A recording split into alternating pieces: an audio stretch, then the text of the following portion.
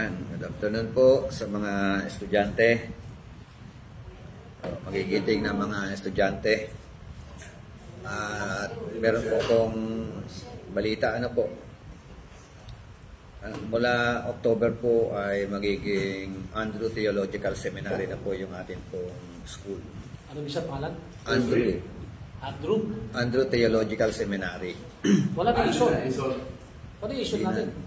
So, resign na ako sa ASOL.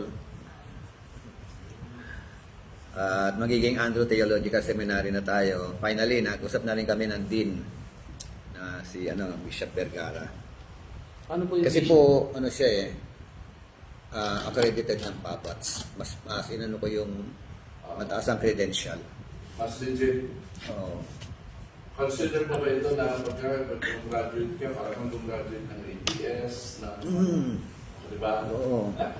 Mas Bakit hindi siya maganda. ibig sabihin, ang magiging diploma namin, Andrew na. Andrew na. Ano na? Yung MDiv ninyo, Andrew na. Pero ito mga graduating, kayo po graduating kayo sa February. Kasi 36 units lang yung Diploma in Christian Leadership. Kaya lang ang course, Diploma in Christian Leadership. Parang hindi siya issue pa rin ano nila. Hindi na. Andrew na rin. Andrew na. Sure. Adapted na ang Andrew. Swerte dito mga to. Diba? Certain parts nila. Divine appointment. Gusto nyo sumabay kayo ng graduation ng diploma Christian Leadership para yun. Andrew na. Paano yung At least, Papas, recognize yan. Graduate wala na. ASOL sila. Yung dati. ASOL na yung mga gumraduate. Issue nila. No? Ngayon, Accredited naman din yun eh. Issue din. Yung bisa, accredited naman yung ISOL, di ba? ha? Yung accredited naman yung ISOL. Accredited kasi ng ASOL, international eh. Oo. Mas iba yung local, ito kasi mas kinikilala yung local. At least, ano pa rin yun, national pa rin. Ako lang di siya gagamit. Ako siya, ako lang Mas- gagamit mas- sa ISOL. Mas Para turo ako sa Mindanao. ha? ASOL ang dadalhin mo. Andrew na, marano.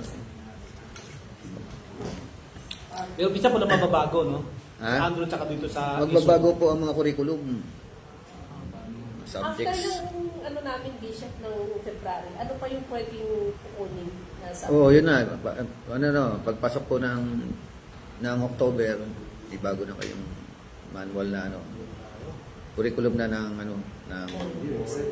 Andrew. Kaya ata magiging madugo pag-aaral ito. Pero mabilis ang mabilis ang graduation doon. Pero hindi siya pang 3 years natin. din. Master of Divinity. Artist pa rin tayo. Hmm? Ang tuition natin, artist pa rin tayo. Or may pagbabago. Yung alin? Tuition? Oo. May pagbabago. Ganun pa rin. Ganun pa rin. Di ba? Ayaw nyo nun? Di ba? Gusto nyo tumaas? No! Kaya, Saka na. Ako nakagraduate sa kami lahat. sa iba yan, tataas yan. Pero hindi na. Okay na yun. Thank you, sir. Thank you. Mm. Salamat. biyaya, Biyaya Diba? na. pagpapala? So, yan ang gagraduate po kayo sa UP. Kita mo advance na, no? Yung batch ninyo, no? UP. Yun lang ako sa Master of Divinity. By February. Sa Master of Divinity lang ako graduate. Mas kailan may graduate Master of Divinity, kailan may graduate. Oh, yun nga, kasunod, Master of Divinity. Na sa Andrew pa rin. Andrew na yun. Baka Bishop, kailan ang graduate namin? Oh, baka next year. Hindi sa 2026. Baka 2027. Bishop ako ng 2027. No, basta tuloy-tuloy lang. Lahat, kunin na lang lahat ng pwedeng makuha. Ayan. Para Ayan. Oh, nakakailan. diba? Good news eh. Mas maganda yung matindi yung credential. Diba? Okay.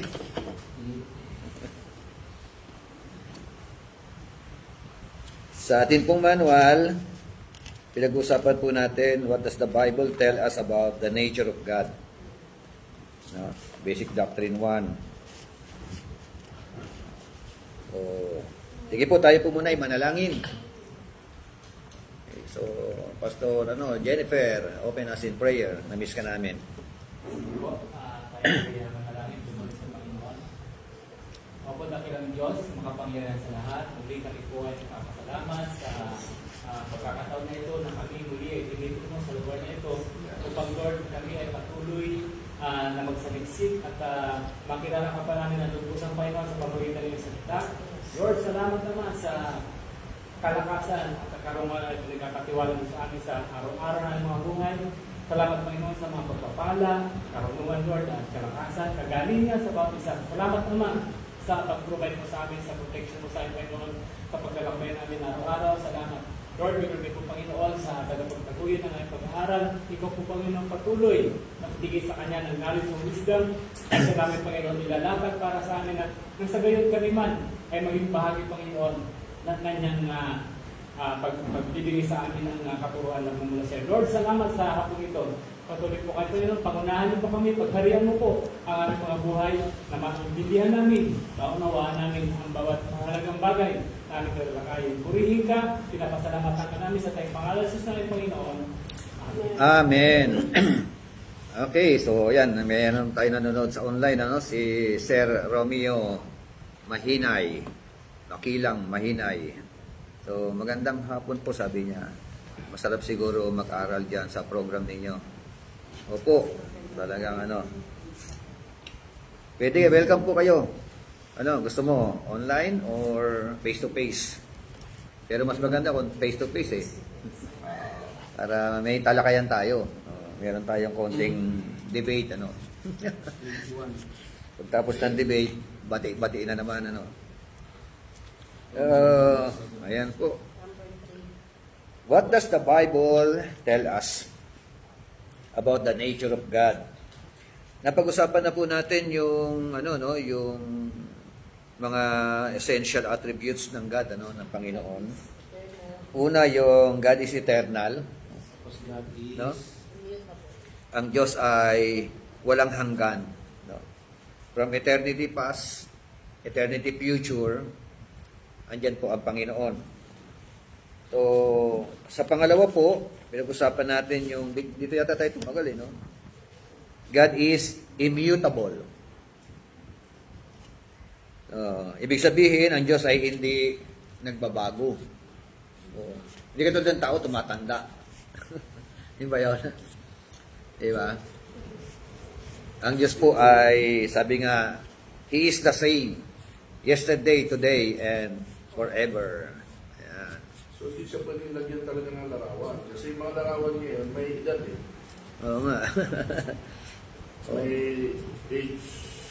Oo nga. May picture of age. Kaya hindi po pwedeng bigyan ng larawan talaga, no? So, yun talaga yung bottom line patayaw niya na meron. Kaya nga, hindi po siya talaga nakita ng direktahan, no? Pakita siya sa pamamagitan ng, ng apoy, pillar of fire, pillar of clouds, tapos burning bush, di ba?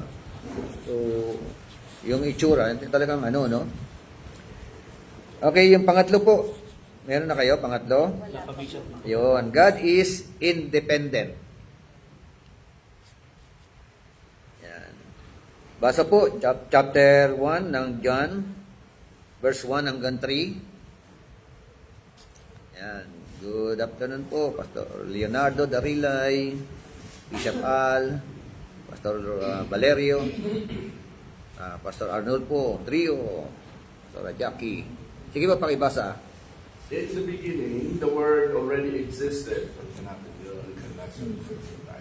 In the beginning was the Word, and the Word was with God, and the Word was God. He was with God in the beginning. Through Him all things were made. Without Him nothing was made that has been made. In Him was life, and that light... In Him was light, and the light was the light of all mankind. The light shines in the darkness, and the darkness has not overcome it. There was a man sent from God, whose name was John. Amen. So, God is independent. Pag sinabing independent, ano po ito? Di ba merong kasabihan na man without God is nothing. But God without man is still God. Di ba? So, kahit wala raw tao, ang Diyos ay mananatiling Diyos. Pero ang tao na walang Diyos, yan po ay mahirap po mag-exist ng may katagumpayan. No? Yan po ay isang So, ibig sabihin, God depends on no one for His existence. No? Wala po siyang po pwedeng sandalan. Tama? Siya nga dapat sandalan. Amen po ba? So, sabi nga because He is the fountain of life. God is the fountain of life. Basta po sa awit 36 verse 9. Ano po sabi roon? Awit 36, Verse 9. Sa iyo din nagmumula silang lahat na may buhay. Ang liwanag na taglay mo, ang amin ay umaakay. Wow. O, di ba? Sa amin ay umaakay. Oo. So, sabi nga, for with you is the fountain of light. In your light, we see light. Oh, di ba? Tapos sabi po ng Panginoon Jesucristo sa John chapter 8, verse 12, I am the light of the world.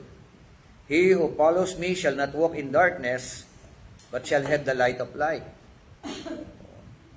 Sa John chapter 5, verse 26, ano po sabi diyan? 5:26. Yes, 5:26 nandiyan. For just as the Father has life in himself, even so he gave to the Son also to have life in himself. Okay, so sige po, basa Tagalog. 5:26 5:26. ng John. Kung paano ang Ama mismo ang pinagmumulan Pinagmumulan. ng buhay, gayon din naman ang Anak na binigyan niya ng ganoong karapatan. Amen. So same ang Father at saka yung anak So He has granted the Son to have life in Himself. So ang Ama ang pinagmumulan ng buhay. So meaning to say, kaya napakahalaga po na ang tao po ay sumandal sa Diyos upang magkaroon ng buhay. Kasi maraming mga tao walang kabuhay-buhay ang buhay. So we need God, no? Because apart from God, we can do nothing. Yan po yung malinaw po na sinasabi. Letter B, God depends on no one for His knowledge. Bakit? Because He is the source of all wisdom and knowledge. Oh. Siya raw po ang source ng lahat ng karunungan at kaalaman. So, ano kaibahan ng karunungan at kaalaman? Knowledge and wisdom. Wisdom and knowledge. May kaibahan ba yan? Wisdom is... Ano yung knowledge mo na? Wisdom kasi from above yun. Oo, pag Ang knowledge naman, nakukuha sa sa pag-aaral. pag-aaral. Oo, knowledge pertaining to theory, no? Study. Study. Yung wisdom, From God. From God. ano yun? Yung parang Kahit na yung walang nagturo sa'yo, ganyan. meron kang wisdom. So, paano nagiging wisdom yung Ako din Solomon. Mm. Wisdom of Solomon. Yun ang kami dyan. May kakaiba kang na hindi mo natutunan sa kahit saan. Parang gano'n. Oo. Ano mauna? Wisdom o knowledge? Wisdom muna. Wisdom. Meron ba may knowledge, walang wisdom? Meron. Oo. Meron bang walang knowledge pero may wisdom? Kasi lalim yun. Ha? Kasi lalim na yun. Wisdom plus knowledge. Oo. Pero merong knowledge, walang wisdom. So, bago mag-wisdom, magkaroon dapat ng knowledge. Wisdom muna. Kasi alam yung knowledge. Hindi pwedeng knowledge plus wisdom. Hindi pwedeng knowledge, then wisdom. Wisdom muna, bago knowledge. Tapos knowledge, walang wisdom. Hindi rin eh. Oh, Pwede rin bakit? ano eh, knowledge din eh. Pag sinabi kasi Ano ang definition ng wisdom? Parang meron siya sabi, may parang konting difference lang. Oo. Yung ano, sabi ng dictionary. Sabi ng wisdom. Parang may Wisdom konting is parang the result of wisdom is knowing knowledge. Ano nga bilang matutunan? sabi ng Western Dictionary, ability to discern in the qualities and relationship. Ano na? Ability siya. Ability to discern. Kaya Ability to discern for what? Good sense, judgment. mga Good ganyan. sense of judgment. Oo. parang siyang ano din siya, mas mataas na antas ng ano, ng knowledge. Yun ibig sabihin nun. Mas mataas siya doon sa knowledge naman. Ito, meron akong application niya. Tinanong ko, si Google, kung anong difference ng knowledge or wisdom. Wisdom. Oo. Sabi niya, knowledge is the accumulation of facts and information. Whereas wisdom is the ability to apply that knowledge with good judgment, Yun. insight, and experience to make Parang sound siya, Ano no? yung decisions. natutunan mo? Oo. Oo. So, kailangan may knowledge ka para magamit mo ang wisdom. Oo. Hindi ka Mauna pwede yung magkaroon knowledge. ng wisdom Nawala ka na. na wala kang knowledge. Parang yung bata, basta na lang ang galing magpayo sa matatanda, wala naman silbi pa rin siya nag-aral, wala pa siya mga pinagdaanan. Ibig sabihin, applied knowledge. Ah, Yung wisdom, application of your knowledge. Mga natutunan mo. Yung parang Oo. natutunan mo. Pag hindi siya na i-apply, mananatili siyang knowledge. so parang diskarte sa kansimpleng salita ng Tagalog. May mataong madiskarte talaga paano i-apply yung kanyang mga natututunan. Kaya yung mga inhinyero at mga doktor, nakasalalay sa kanilang wisdom, paano nila i-apply yung kanilang mga pinag-aralan. So, So, dapat yung lumantong sa wisdom. pag-a-apply, application ng knowledge. Ganda ng definition niya dito. Oo, maganda Apply siya that sabihin. knowledge with good judgment, insight, and experience to make sound decisions. Ito yung merong palang kaibahan, You can have a lot of knowledge but not much wisdom. As Oh. wisdom involves not only knowing what to Yo. say or do, but also when and how to do it. So, maraming maraming nag-aral, maraming mga nag-aaral ng Bible. Yung iba, makipagdebate lang eh. Pero hindi humahantong Hindi ka na sa nagagamit sa magandang wisdom. paraan. Oo, tamang Na kaparaanan. kailangan doon mo siya gamitin para may resulta Oo. yung pag-aaral. So, Para kaya kailangan humantong talaga sa Parang pagsasapamuhay. dito palang wisdom. Nag-aral ka ng gatag nating parang ano yung course na yun? Para lang sa mga guidance counselor, ang matawag dyan? Counseling? Counseling. Ano ba tawag doon sa mga ano yan? Psychologist. Psychologist. Hmm. Mag-aral kang psychologist. Tapos pag in-apply mo, nalalabas ang wisdom. Parang ganun. Oo, parang ganun. Parang, lahat ng mga basics na natutunan mo, pag in-apply mo ngayon, sa iyong profession, doon lalabas mo ng kahusay. Tapos meron ka pang word of God. Oo. Meron ka pang word of God na mas malalim na na magagamit. Kaya mas magandang ma-apply yung halimbawa may natutunan ka sa psychologist tapos meron ka pang word Ang of Greek God. word niya, Sophia eh. No? Greek word niya, Sophia. Yung wisdom. Yun nga, ibig sabihin talaga, marami kasi mga Kristiyano merong knowledge pero Yes. walang wisdom. Tama ba? Yung, Yung iba nga matatagal na sa simbahan tatagal na Kristiyano pero kulang pa rin ang pagsasapamuhay. Yun ang Hanggat hindi yan humahantong sa pagsasapamuhay, laman lang na utak yan. Knowledge lang yan. Kasi doon mo hahanguin sa experience mo Mhm. doon sa mga natutunan mo. Di ba, Tsaka hindi. Siguro guidance pinakamalapit ng siguro. Word of God. Katulad kay Solomon, Oo. kailangan yung humatol eh. May alam siya may knowledge siya sa paghatol. Oo. Pero paano mo hatulan yung dalawang nag-aangkin doon sa isang bata na walang witness. Oo, Paano mo alam wisdom ang sino ba ginamit talaga doon, karunungan sa yun dalawang eh. ito ang mayroong karapatan sa bata? May knowledge siya doon sa pagkakot, pero hindi niya magamit kasi nga, so kailangan niya ng wisdom. Yun ang kailangan, ano. Yung wisdom. Kaya ginamitan ng wisdom. Kaya tama Sabi niya, sige, ganito na, total, nag-aagawan tayo eh. Kaya tama rin yung sabi Hatiin na lang ang bata. Kaya tama rin sabi ni Webster Mm. ability to discern inner qualities in a relationship. Tama rin. Parang yung nag-invento ng AI, yung unang nagpakilala ng AI. ComSci ang kanyang kurso. Graduate siya ng ComSci. Pero maraming gumraduate ng ComSci. Pare-pareho lang ang pinag-aralan naman. Pero sino nagkaroon ng wisdom o merong wisdom para i-apply yung kanyang Pinag-aralan. knowledge Oo. para ma-introduce ang AI? Si John McCarthy. Yan o. So, ibig Computer sabihin, scientist. parang ganito, parang sino ba yan? Yung mga, parang si Graham Bell. Gano'n, naka-invento siya ng so wisdom pala yun.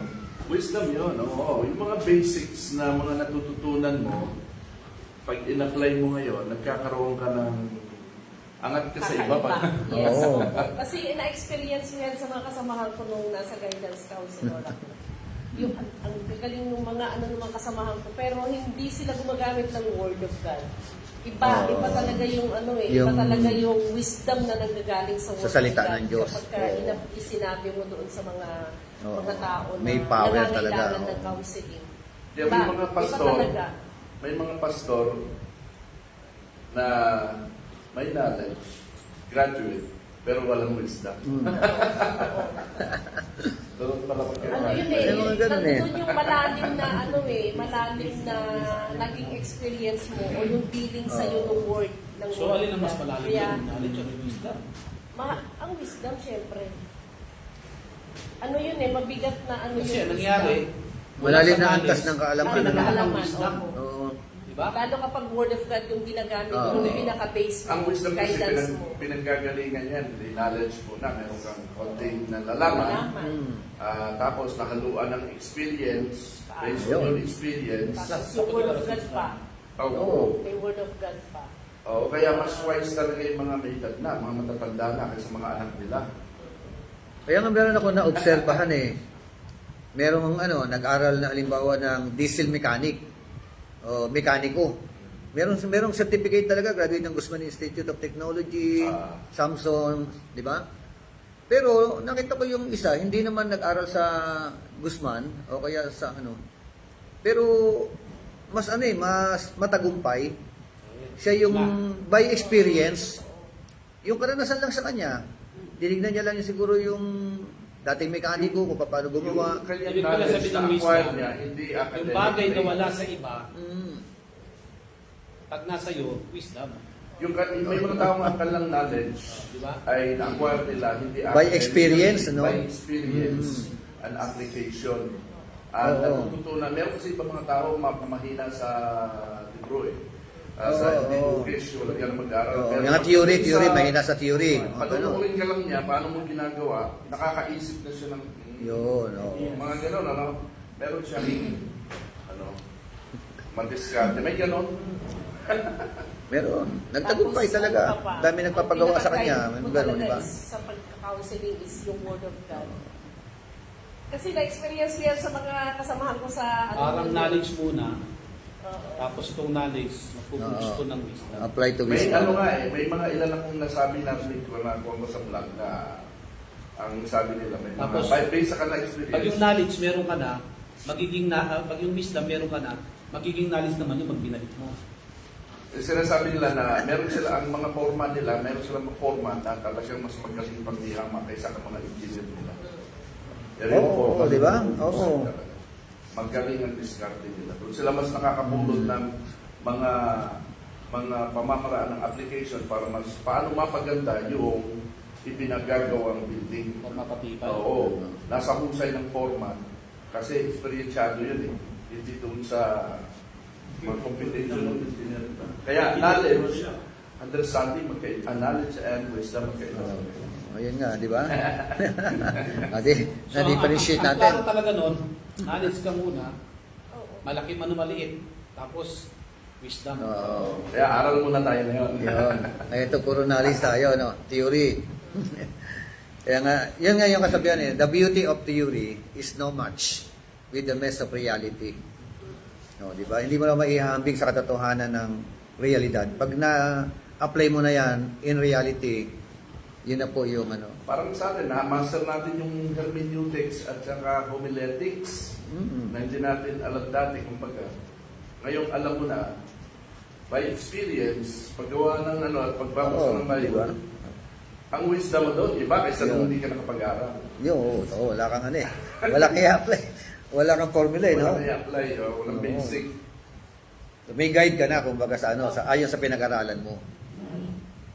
Kung Okay. sabi, meron kang tawag nito, meron kang, ang tawag doon, yung hindi ka lumalabas Yo, doon sa hindi ka may guidance na talagang ganito ka. Dito lang. Wisdom din ba yung ganito? Halimbawa, meron kasi ako nga kakilala na lahat ng instrumento kaya niyang tugtugin basta mahawakan lang niya. Talent ba yun? Tapos, ano yung gano'n? Kami makatugtog na siya. Baka talent naman yun. Talent na yung gift na yun. Oo. Gift na yun. Talent naman yun. Talent yun. Oo. Gift. Meron, ang talent, merong inborn eh. Merong makita mo, 3 years old pa lang, ang daliri sa piano. Tapos merong bata pa lang, may boses na talaga. Oo. Talent. Di-develop na lang yung talent. Iba yung wisdom sa gifted. Oo, Iba yung ano yung paano na kung gifted ka pa, wise ka pa. Pertaining to life application kasi ang wisdom eh, no? So, okay. O, klaro na. Sabi po ng Hebrew chapter 4 verse 13, and there is no creature hidden from His sight, but all things are naked and open to the eyes of Him to whom we must give account.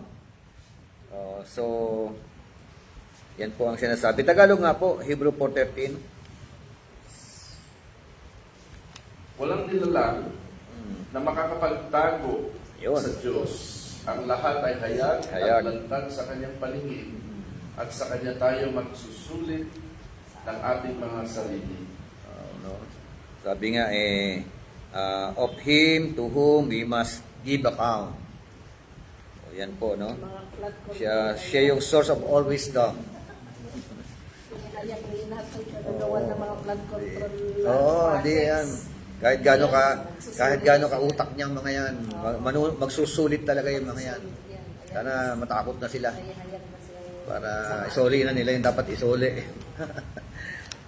At pakinabangan naman ng taong bayan. So, letter C, God depends on no one for His actions. Bakit? Because there is nothing that He cannot do. Oo, di ba? So, hindi raw po siya, sabi nga sa Tagalog, hindi, ang Diyos daw hindi dumedepende kung kanino pa man, ano, sa kanya mga galaw o aksyon. Bakit? Kasi nga, wala pong po pwedeng magsabi sa kanya, no? At wala siyang hindi kayang gawin. Because there is nothing that He cannot do. Yan po ang mga talata. Genesis 1:1, sabi roon, in the beginning, God created the heavens and the earth.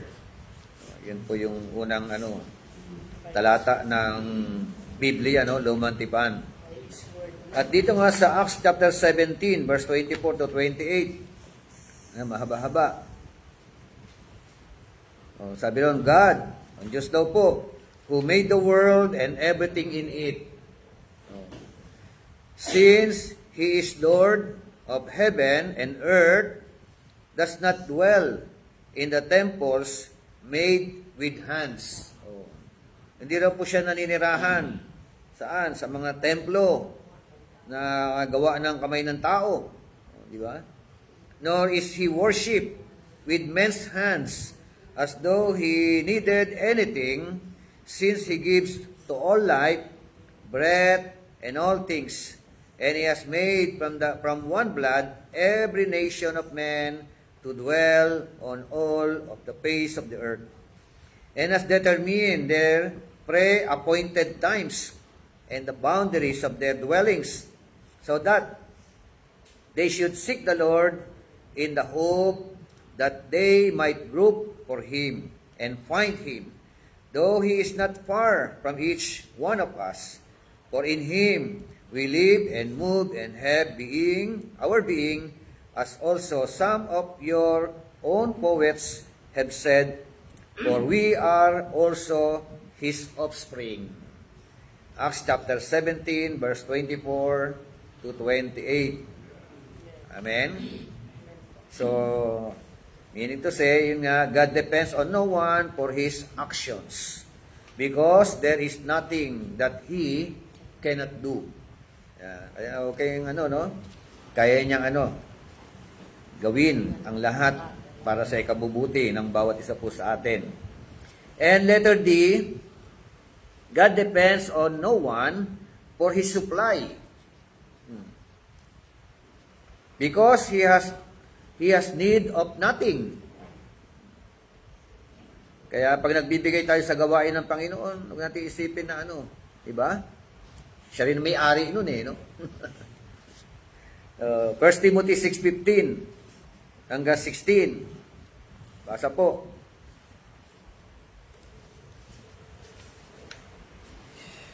Siya darating sa panahong itinakda ng mapagpala at makapangyarihang Diyos, hari ng mga hari at Panginoon ng mga Panginoon.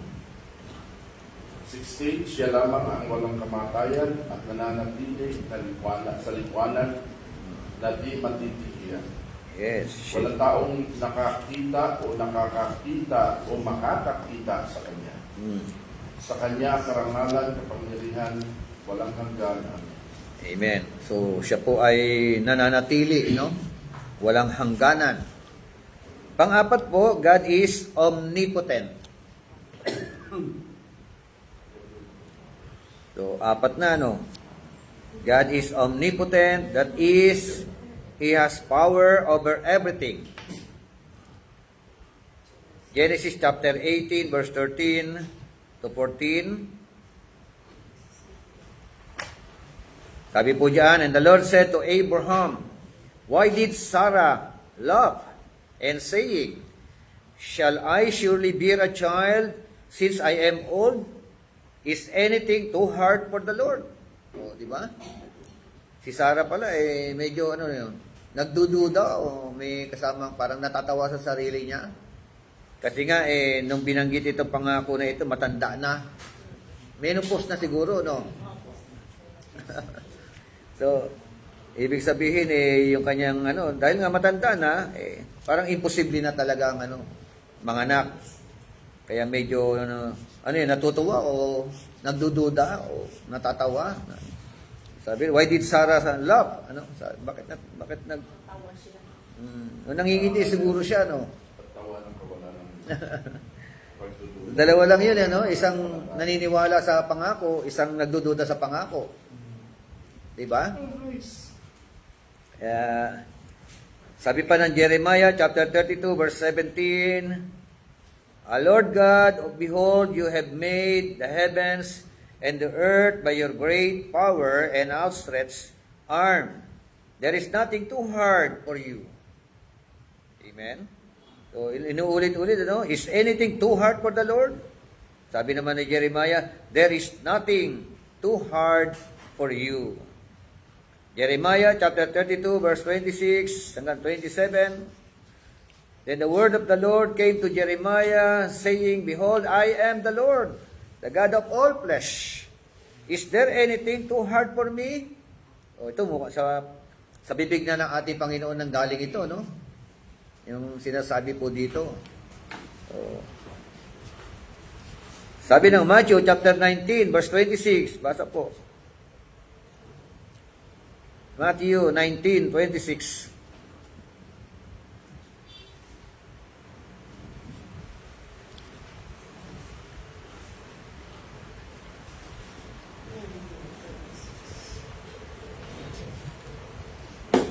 Matthew 19, Matthew 19:26. 26. Ni Jesus at sinabi, hindi ito magagawa ng tao, ngunit magagawa ng Diyos ang lahat ng bagay. So, ano yung konteksto niyaan? Yung context ng Matthew chapter 19, verse 26.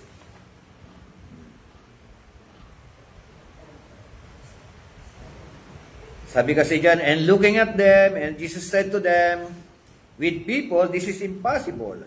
But with God, all things are possible. Ano yung context?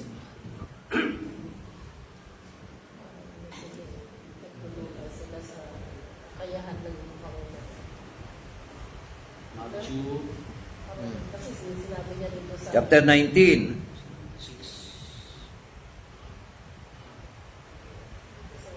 6. Saan hinugot yan? Doon sa may verse 23 kasi ang sa akin.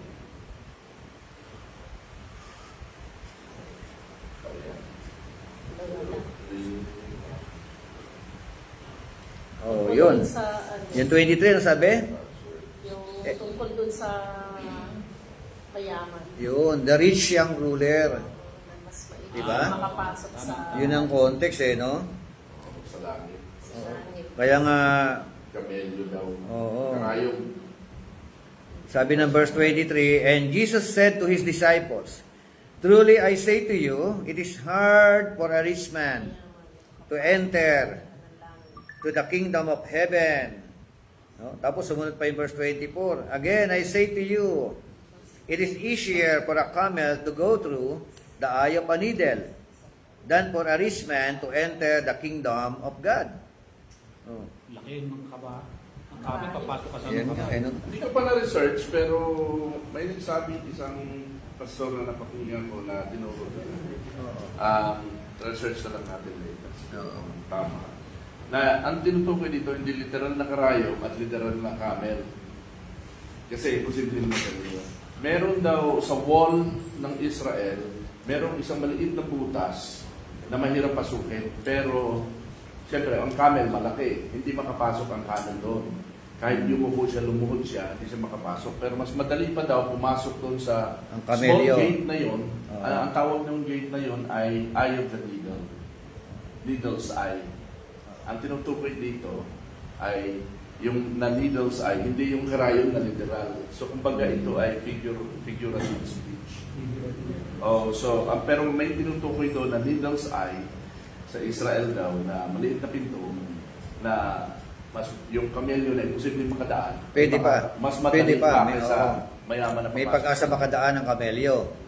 So, siguro kailangan gumapang. Pwede. Pwede. Diba? Higit yun sa- Maaaring ano yung bishop, maaaring naka-exit door lumuhod. siguro yan. Oo. Parang, Yung muko kailangan. Parang ganun eh. Sabihin. Na pwede ka rin dumaan, pwede ka lumabas. Pero, masikip lang. Parang gano'n, no? Kaya yung sabi, yung kamelyo, pwede pa. Pero yung mayaman, it is impossible. Hard. Impossible din na pumasok ng kamelyo. Or- Diba? Pero pwede pala eh. Ang ibig na sabihin ng Panginoon doon, nothing shall be impossible Oo. sa akin. Parang ganun lang din siya, no?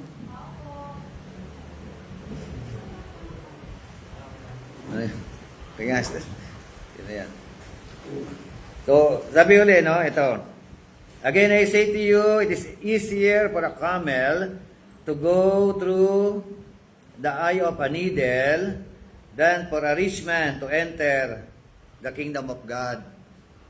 Oh, mas madali pa raw ang kamelyo, o may pag-asa pa ang kamelyo na dumaan sa butas ng karayom kaysa sa mayaman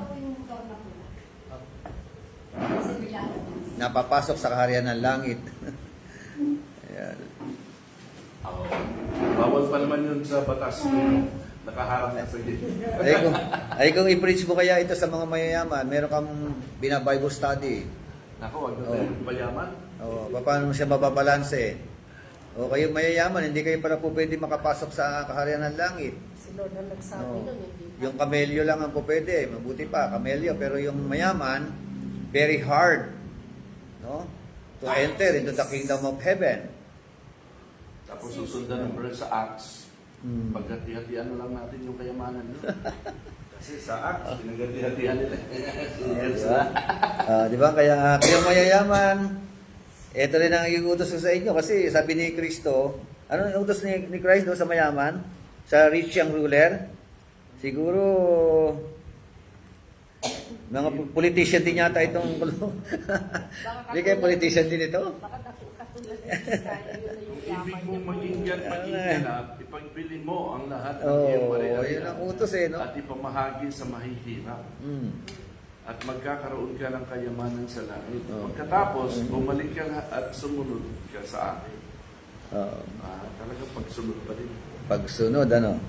So, dito, tingnan mo, sabi nga, ito yung pagpasok ng yung nagsimula yung encounter Sabi ng verse 16, and someone came to him and said, Teacher, what good thing shall I do that I may obtain eternal life? Ito yung mindset nila, no? What good thing shall I do that I may obtain eternal life? Parang sa kanila, no? Kailangan gumawa ka para magkamit ng buhay na walang hanggan. Yung sa Tagalog, no? Anong dapat kong gawin? Guro, no? Anong dapat kong gawin para magtamo ako ng buhay na walang hanggan? Anong sabi ng ating Panginoon? And he said, verse 17, why are you asking me about what is good? There is only one who is good. But if you wish to enter into life, keep the commandments. Ano sabi ni Christ? Keep the commandments. Ano sagot niya? Then he said to him, which ones? Alin doon? And Jesus said, you shall not commit murder, you shall not commit adultery, you shall not steal. Di ba? Talagang corruption, Huwag ka magnanakaw, no?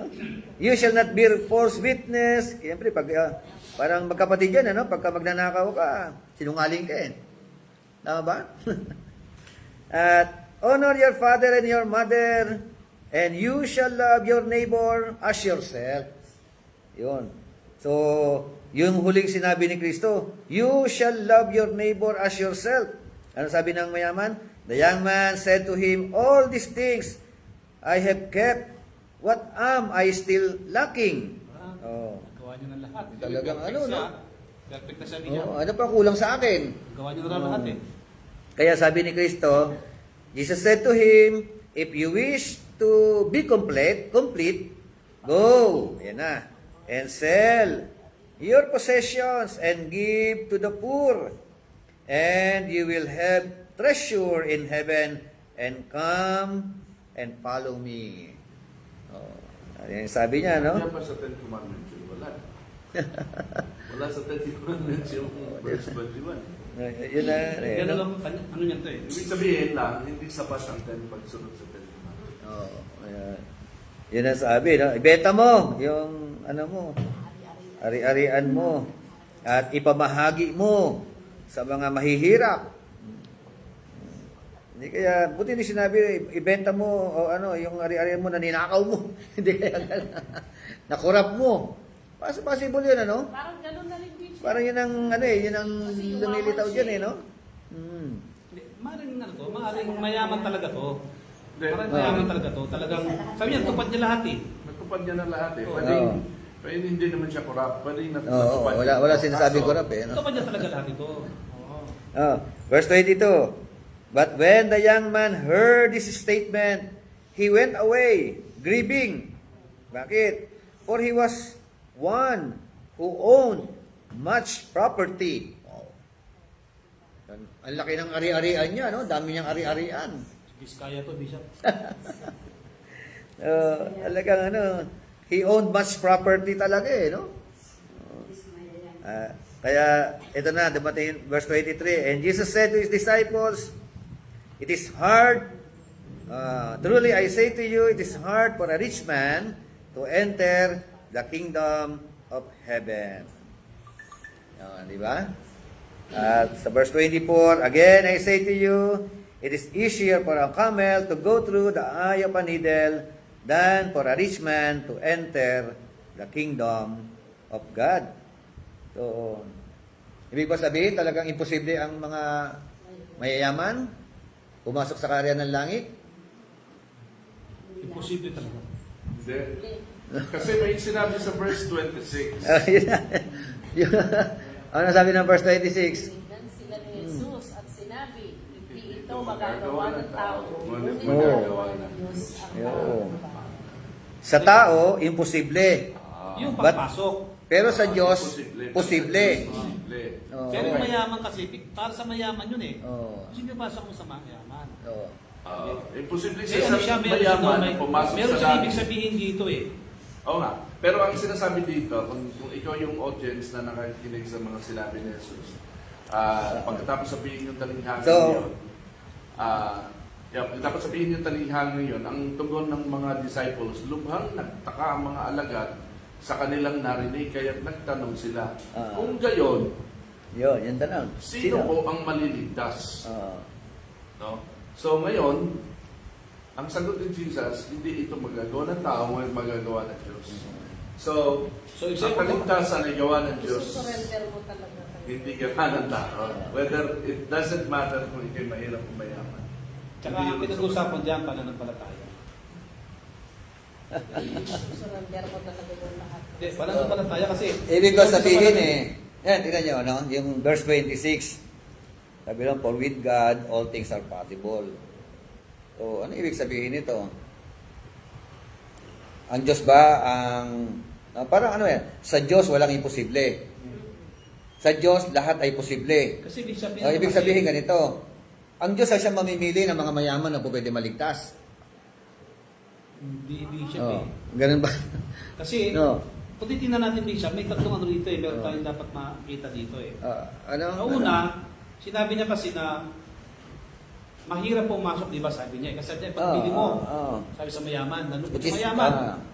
Sino yaman ko, di ba? Impossible. Pangalawa, Mm. sabi niya, kasi usapan doon eh, yung pagpasok sa kaharian ng langit eh.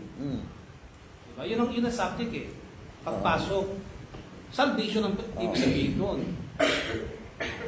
So, ibig sabihin, kung salvation ang So, pag-uusapan, kung pwede pumasok ang mayaman sa karya ng langit, base sa kanyang pagpili. pipili siya. Pipili siya. Kasi sabi mo, ibenta mo eh, di ba? Ah. Kung ibenta, di ba na? Kawawa hindi niya mapili. Kasi kailangan kasi pagsunod sa Panginoon, pananampalataya eh. Sumunod Kailangan ka niya kay Christ sumunod eh. doon sa inutos ni Lord sa kanya. Oo, kailangan sumunod ka. lahat. Pananampalataya eh. Oh. Oo, ipagbili niya Ibig lahat. sabihin ng Panginoon, kailangan magkaroon ka ng pananampalataya sa akin. Pag meron ka na, walang imposible. Wala nang imposible. Kasi ako yun eh, akong gagawa nun eh. Ng kaligtasan, ako yun eh. O siya yung mamimili nga ng mayaman na pwede maligtas. Ay, hindi ganun din siya. Ha? O paano? Kung susunod yung mayaman na yon sa ubus ni Lord. O kung halimbawa, mayaman magbenta ng ari-arian. At ipamahagi So, yung kanyang katulad din sa mga Zacchaeus, di ba? Oo. Nung ma-encounter ni Zacchaeus ang Panginoon kung may dadaya ako, babalik ko, di ba? Kasi dito, ang tanong kasi ng mayaman, yung paano siya makapasok ka rin ng langit. Oo. Panginoon, nagsabi siya ng dito, etc. Kasi nakabase siya sa batas eh. Siyempre, inisip niya, nung natupad ko lahat ito, makapasok na ako. Pero sabi ng Panginoon, sabi niya, nagawa ko na lahat ito. So ito, nung gawin mo ngayon, kung nagawa mo lahat yan, Oo. pili mo yung pag-aari, sumunod ka sa akin. At ipamahagi mo. Pamahagi mo. Sabi Ron. Ay kung sumunod siya, magtatamo na siya ng buhay na walang hanggan. Pag binenta niya, go and sell your possession. Maaari po, kasi, Oo. kasi yun yung utos ni God sa kanya. Yun ang ano eh. Yun ang Nasunod niya yung... Yun ang requirement sa kanya, Requirement sa personal. kanya. Oo. Personal requirement sa kanya yon. Go and sell your possession. Oo. Sa kanya yun eh. At ibigay mo sa mga duka. May kumando kasi. So kung Hindi ba gagawin niya sinabi? sa panahon na yun, diba? Kung gagawin sa panahon na yun, ibig Maaari sabihin siyang doon, maligtas.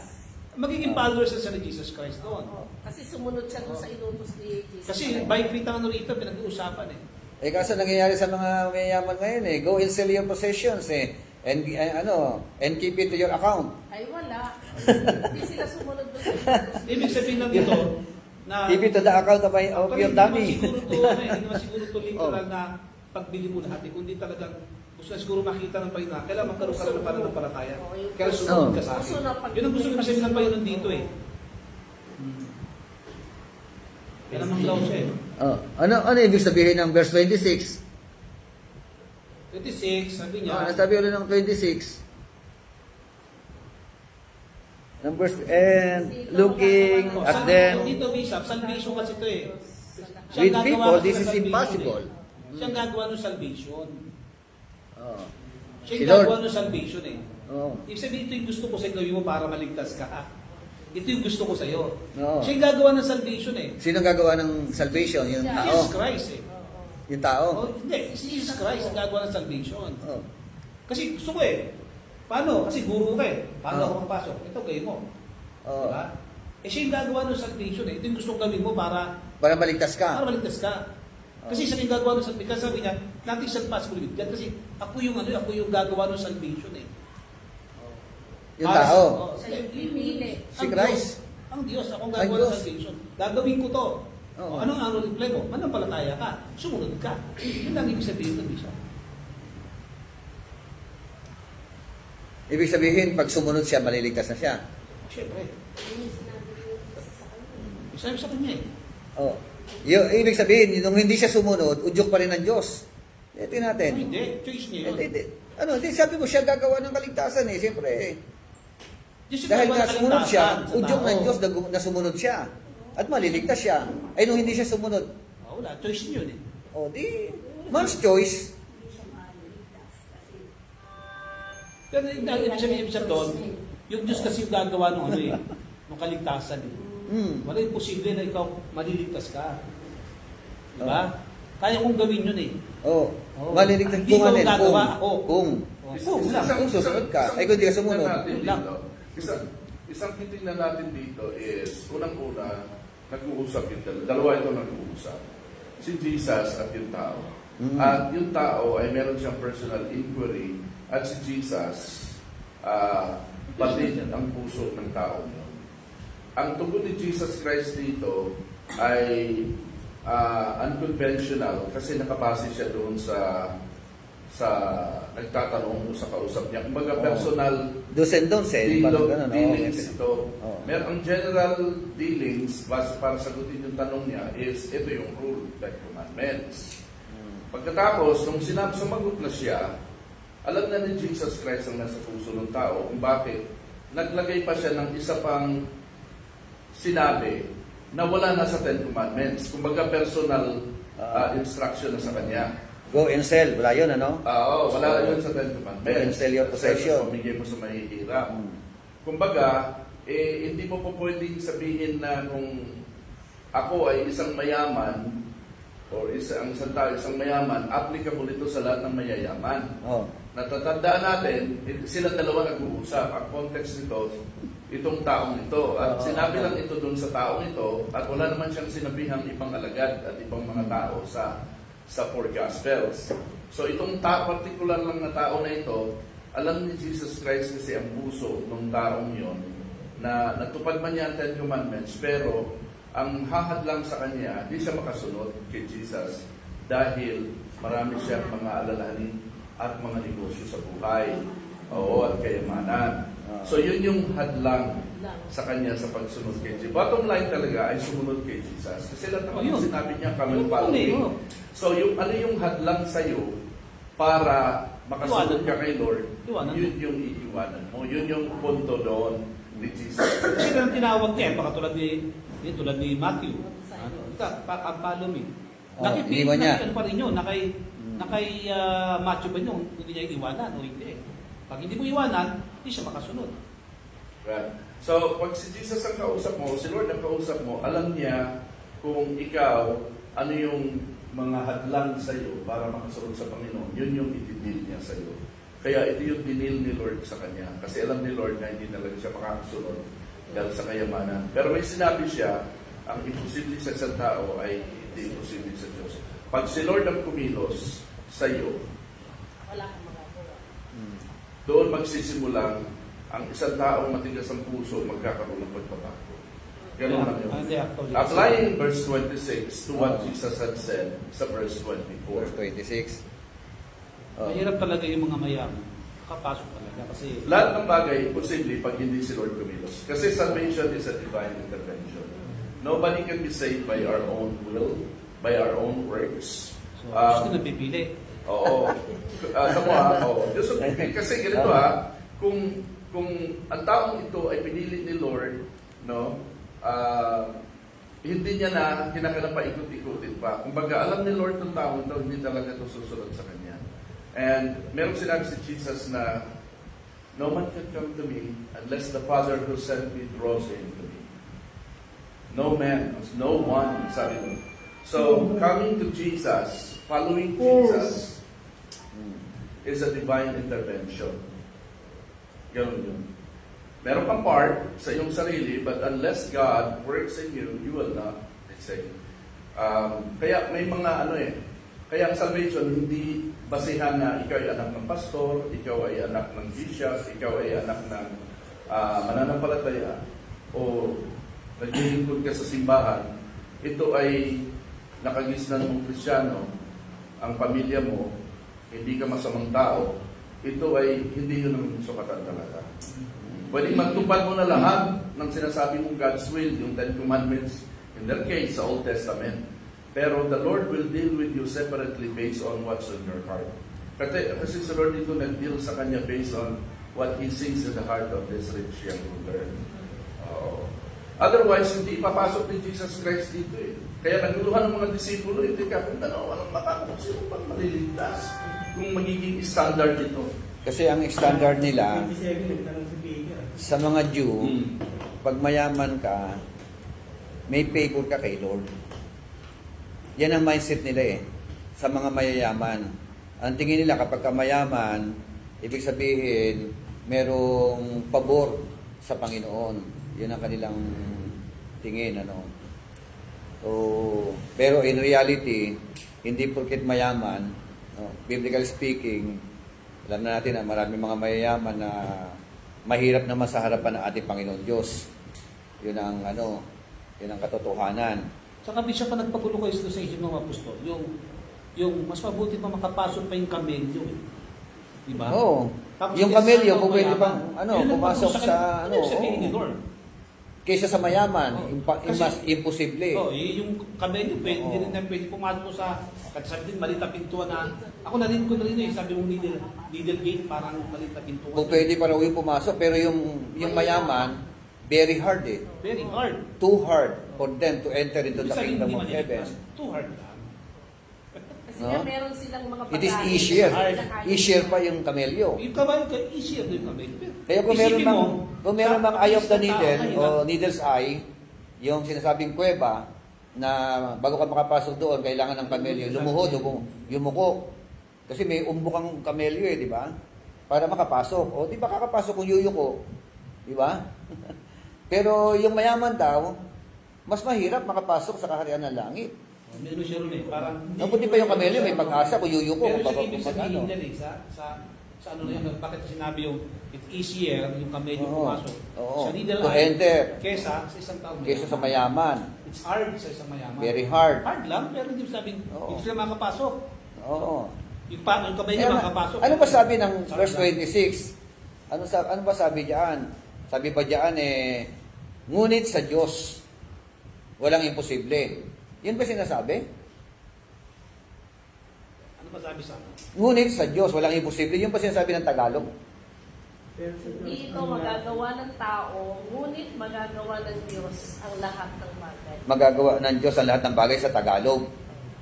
Sa English, But beheld them and said unto them, with this men impossible, but with God all things are possible. anong kaibahan? May kaibahan pa yung mga kahulugan nito? Sa tao daw imposible ito. Kung ito sa Kasi sa Tagalog, ngunit sa Diyos, sabi ron, sa Diyos walang imposible. Sa Diyos. Di ba? O ibig sabihin, parang ang Diyos ang siyang magtatakda kung sino yung gusto niya iligtas na mga mayayaman. Kasi sa Diyos walang imposible. Parang ganun na ibig sabihin. Pero sa English version, ano sabi? But Jesus beheld them and said unto them, with men, this is impossible. Oh, men. Oh. Sa tao daw. Pero yung kasunod na talata, But with God, with all God. things. But What does it mean with God? Ano ibig sabihin? Sino ang kumilos? Ang taong may Diyos. Di ba? Yung mayaman na meron Diyos. Kita nyo? Oo, kasi magkakaroon ng different interpretation eh. Di ba? Kaya ang mayaman na meron Diyos, walang imposible. Tama ba? Kahit mahirap pag walang Diyos. Ayun, ganun din eh. Yung mahirap na walang Diyos, imposible pa rin yan. Kaya ang basta yan, yung may Diyos na tao. Mayaman ka man o mahirap ka Balik man. tayo dun, Bishop, sa mahirap pumasok. It's easier the camel. It's hard to be mayaman. So, paano? Ako ang aking basa dito, with God, all things With are God. possible. Oh, with God, all things are possible. Yun ang iba. yung praise. Oh. Ito ang aking intindi dito, base dito sa daloy ng salaysay. Ang issue dito, nagtanong ang mga disipulo, then who can be saved? Oo. Sino ang maliligtas? Ang Sino mga, na- ang pag Sino ang sinabing- nakakaligtas? tinan mo na lang sa iglesia, then who can be saved? Sino ang mas maliligtas? Kumbaga, ang tao ay na makasalanan Sino ay ba? walang Diyos. Oo. No? Ang taong maka-Diyos ay merong Diyos, pero dito, pag ikay hindi ligtas, wala kang Diyos. Now, pag pinasok mo yung verse 26, with people, it is impossible to be saved Oo. without God. So, merong divine intervention. Verse 26, for me, is a divine intervention that it has to be with God in order for a man who has no God to be saved. Kahit anong gawin ng tao, Siya pa rin hindi talaga. siya Hindi niya pwedeng siya maging maliligtas. unsaved, but meron siyang Diyos. Wala siyang Diyos kasi kaya unsaved niya siya. No? Papasok ang divine intervention na yung imposibleng kamelyo o isang mayaman na para pumasok sa langit na imposible, magiging posible lang yon with divine intervention. Kilos ng Panginoon. Yun yung aking basa sa verse 26 dyan. Yung tao may Diyos. All things are possible. Or Sa akin, Bishop, iba. Paano? Sa akin, walang Diyos ang tao kasi unsaved. Kung ang context dito sa verse 25, then who can be saved? Who can be saved? Tanong nila. Now, ibig sabihin, walang Diyos itong mga unsaved eh. Wala kang Diyos. So, paano ka masisave? Kinakailangan mangingialam si Diyos. Si God. Siyang kilos Siya- para magkaroon ng Siyang kaligtasan. kikilos. Pwede itong, pwede itong Kaya nga, mag-jive. gusto nga siya eh. Nagbigay nga siya ng kaligtasan eh. Oo nga. Iba Pero kasi ibig sabihin, lang. ang tinutukoy Ibig ko- sabihin, ang Diyos ang siyang magliligtas. Siyempre, hindi tao. Ganon. Hindi ang tao ang Hindi tao maligtas sa kanyang sarili. paano yung hindi maliligtas? Ay, ibig sabihin, Paano yung mga tao na Choice na niya yun, hindi Bishop. maliligtas? Ibig sabihin, reprobate na sila. Choice niya yun. Mayroong choice. Pumasok sinabi mo, choice. Ayaw niya, binibigyan ng Diyos. Pinili ng tao yun, kaya siya hindi maliligtas. Pinili niya yun. Hindi ang Diyos ang siya nagtakda. Ito, kayo mayayaman kayo.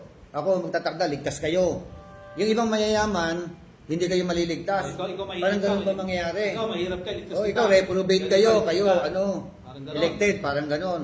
Ako nag-i-elect sa inyo, mga mayayaman, ligtas kayo. Ganon ba yung flow noon? Pwede. Ibig sabihin, hindi fair ang Diyos kung ganon. Meron siya pinipili at meron siyang hindi pinipili. God is all supreme. Si God ang pumipili kung sino ang maliligtas. Directly speaking, dito kasi sa Matthew 13, kung titingnan natin, tinanong ng Jesus, bakit ka nagsasalita in parables? 10 parables, kasi titingnan ko yung scenario nito.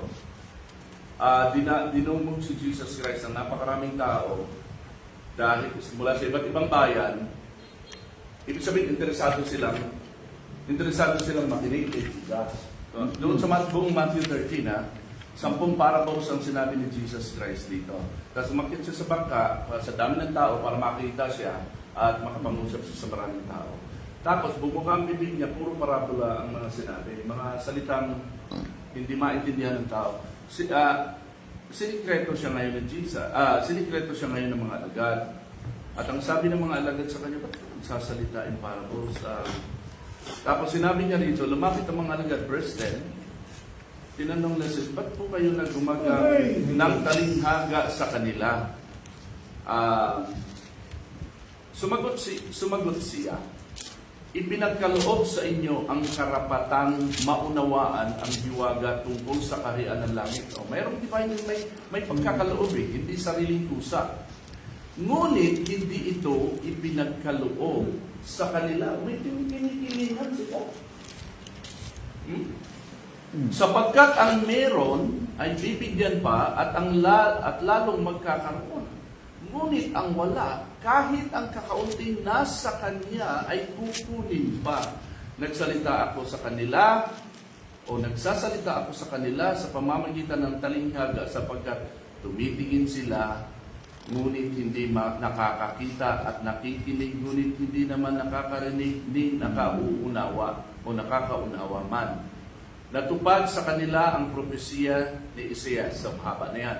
So, kumbaga, God knows kung sino-sino lang talaga ang pagkakalooban. Very explicit yung pagkakasabi na may mga pinagkakalooban ng kaunawaan sa salita ng Diyos at may hindi. Sa inyo, kumbaga kayo mga pinili ko Kayo mga pili. So yung mga pinili, yun lang ang pinagkalooban ng kaalaman. Ayon sa verse 11, ipinagkaloob sa inyo ang karapatang maunawaan ang hiwaga tungkol sa kaharian ng langit. Ngunit, hindi ito ipinagkaloob sa kanya. So, kung palalawakin natin, unawain ng salitang kaloob, ang salvation natin, kaloob ito That's why it becomes grace. It's not because of our goodness, of how good we are, how keen we are. It's because of God's grace. Doon ngayon mapapasok yung salitang grace. Kasi if it's not because of God, we will never be saved. Sabi ni Paul sa kanyang mga salita, tayo ay mga patay. Ang patay, wala talagang kakayanang gumawa para mabuhay muli. Unless nabuhayin siya, merong somebody who will intervene para mabuhay siya. Okay. Tayo namatay because of our sins. Deserve natin yon. Justice is on us. Kabayaran ng kasalanan ay kamatayan. Pero si God, nasa grace na lang ni Lord kung sino ang pagkakalooban niya ng karapatang maunawaan ang salita ng Panginoon, magkaroon ng faith, at bubuhayin niya muli, lalapit sa kay Kristo at bubuhayin niya muli. Pero ano, So, pinagsama-sama yung context ng Ibig sabihin chapter 13, yung teka muna, Pastor, sandali lang, ano ko lang yung context ng ano na yan. Yung context, lumapit in particular ang kanyang mga disciple. Diba? Kaya, tinanong nila, Lord, ano po yung kahulugan nito? So, may particular na kausap ang Panginoon. Oh. Yung kanyang mga disipulo, ipinagkaloob sa inyo na maunawaan. Ito kahulugan Sa niyan. ganito kasi yan So, ganito kasi yung sa kanila yun, sinasabi. Yun ang ibig sabihin. Diba? Yung kasi, yung account, dalawang account na to, ito kasi, Sa disciples yun, oo. Oo, medyo ma-out of context tayo. Hmm. Pagka ganyan kasi, parang pumikap tayo dito, dilapat natin sa kabila. So, Ngayon, Matthew 20, parang mapalabas natin to, pipikap tayo sa Matthew chapter 13. Sabi, nasabi mo. Kasi, ito kasi Matthew chapter 13 kasi may context siya. oh, yung context Ito na lang naman. is para sa mga alagad. Yun, alagad ang Sa kausap alagad eh. Hindi pwedeng gamitin Oo. dito eh. Na tumatanong ng palihim. Parables, Oo. diba? Sabi niya, pwede siya taas sa kanila. Kasi sa inyo. Sa inyo yun. Kasi tinawag talaga sila saan? Yun nga. Particular na trabaho. Kaya nga meron doon sa the mystery will given to you. Okay. Kaya inyong mga nakpakit, kaya doon Kaya yung meron pang- ano, meron is it pa sa applicable kanya, from, inyong mga tenga diba? Yung mga nakakarinig, kasunod. mga nakakakita. Sabi Oo. ron, dalawa yung account na yan eh. So, yung sabihin, dahil bakit? Bakit sila? Kasi sila yung gagamitin ng Panginoon to clear para mag-illuminate Oo, doon eh. sa mga sinabi ng Panginoon na mystery of the kingdom. Para katulad kay Pablo, di ba? Tinapahayag niya, kasi tinawag siya para doon eh, para ipahayag. Kung ano yung sinasabi ng Panginoon dito sa mga disciple. Mga disciple. Ini-expound na niya na rito. Oo. Ini-expound niya na doon sa mga hintil. So, ibig sabihin, particular to, para lang to sa 12 apostol. Tama, ando pa si Judas eh. Para sa kanila to na sa inyo. Pero, Ano yung particular para sa inyo? Ano yung tinutukoy mo? yung Yung talinghaga, yung parable na Yung sinasabi talinghaga. ko. Okay. Ganito nga. Tatapusin ko lang. Sige, para sa inyo to. Hindi binigay to para sa kanila. Oo, Bakit sa iba. ibinigay sa Oo. kanila? Oo, yung Kasi mga- para sa inyo to, Oo. at ang purpose ng Lord doon is para kayo mag-illuminate.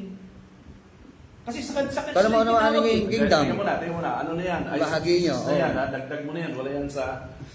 wala yan sa narrative, okay? Parang understanding mo na yan. Ito ang sabi dito. Yes. Mabasa niyo yung verse 1 para makuha talaga natin yung punto. Noong ting araw na yon, si Jesus ay lumabas ng bahay at naupo sa tabi ng lawa. Doon lang dapat siya, siguro kakapilang siya. Pero wala pang planong mangangarap siya. Dahil sa dami ng taong lumalapit sa kanya, sumakay siya ng isang bangka. Babasahin mo sa Lucas, mga tao daw ito galing sa iba't mga bayan-bayan. Okay, yun naman yung... Tama yun. pumunta siya. Ngayon, daming tao. Tumayo naman sa dalampasigan ng mga tao at sila'y tinuruan niya ng maraming bagay. So mga taong ito, interesado kay Jesus, lumapit eh. General public ito, lumapit. So yung kanina, lumapit ng pasikreto naman yung mga alagad. Kumbaga sila'y mapinili. Ito, general public. Lumapit yung mga alagad. Ganito ang sinabi niya, may isang magsasakang lumabas upang maggasig, talinghaga na. Verse 10, talong tayo Lumapit ang mga alagad, tinanong si Jesus, bakit pa kayo gumagamit ng talinghaga? Kung bakit hindi nyo nang sabihin ng diretsahan? Narito ako ang Mesias na inyong inaantay. Mga plain words na mga gano'n, ano? Pero dumaan pa sa talinaga. Bakit po kami salta ang talinaga sa kanila? Ito yung pagkakataon captive market na to eh. No, sila na yung lumapit sa iyo. Hindi na tayo ang nagpunta sa bayan-bayan. No? Kumbaga sa tupad, nag-attend na sila rito, sila na mismo nangangato. Kailan ba ang service? Kumbaga, i-preach mo na yung diretsahang message. Pero si Jesus Christ dito, ang sabi niya, verse 11, ba't yan nagsasalita? Verse 10, ba't yan nagsasalita sa talinaga? Ayun yung diretsyo. Verse 11, ipinagkaloob sa inyo ang karapatang maunawaan ng hiwala. Kumbaga, hindi niya ipapaunawa ito sa general public. Sa inyo lang na Diyos. Sa inyo lang, pertaining to the disciple. Wala, dagdag doon, ha? So, kung ano Yun, yung pertaining to sinabi the disciple. Yung kausap, pinagtanong. Sa mga Diba? apostol lang yun. Sila lang Apostol. yun. Oo. Ano yung mga... Pero, Medyo malayo doon sa account doon sa ano. Oo. Yung kanina, nasa Matthew chapter na nasa taong mayaman, medyo malayo siya. Oo. Hindi mo pwede. Sa kanila lang yun eh. so, okay. Tingnan niyo sa 1 Timothy chapter 2. 1 Timothy Chapter 2. Verse 3 hanggang 4. 2, Oo. 3 to 4. Chapter 1 Timothy chapter 2 verse 3 to 4. Ano sabi? Sa Tagalog, ito'y mabuti at nakalugod sa paningin ng Diyos natin tagapagligtas. Na siyang may ibig ng lahat ng mga tayo magligtas at makaalam ng katotohanan. Ano ibig ng Diyos? Lahat maligtas. Oh, 'di ba? Dahil ng Diyos lahat maligtas. Oo. Di ba? Tapos, Oh. makaalam ng... This is good and acceptable in the sight of God our Savior. Verse 4, who desires all men to be saved and desires all men to come to the knowledge of the truth. So, ano desire ng Diyos? All men to be saved. So, gusto daw ng Diyos lahat maligtas. Tama. Di ba yun ang sinasabi ng Bible? John 3:16. Hindi yung pipili lang siya na gusto niya maligtas. Ganun ba yun? Oh. John 3:16 pa rin Yun siya, di ba? yung sabi, di ba? Whosoever eh. God desires all men to be saved. Babalik Bakit tayo sinabi sa pa tanong. doon yun, di ba? Babalik tayo siya sa tanong. Kung gano'n, tama naman yun. Oo, di ba? God does Oo. not desire anything bad sa And come to the creation. knowledge of the truth. Oo. Okay. Salvatore naman si Lord. Certificate siya. Pero, how would you relate that and apply that na may pinipili siya sa Matthew chapter 13? Bakit hindi na lang siya nagsalita ng diretso?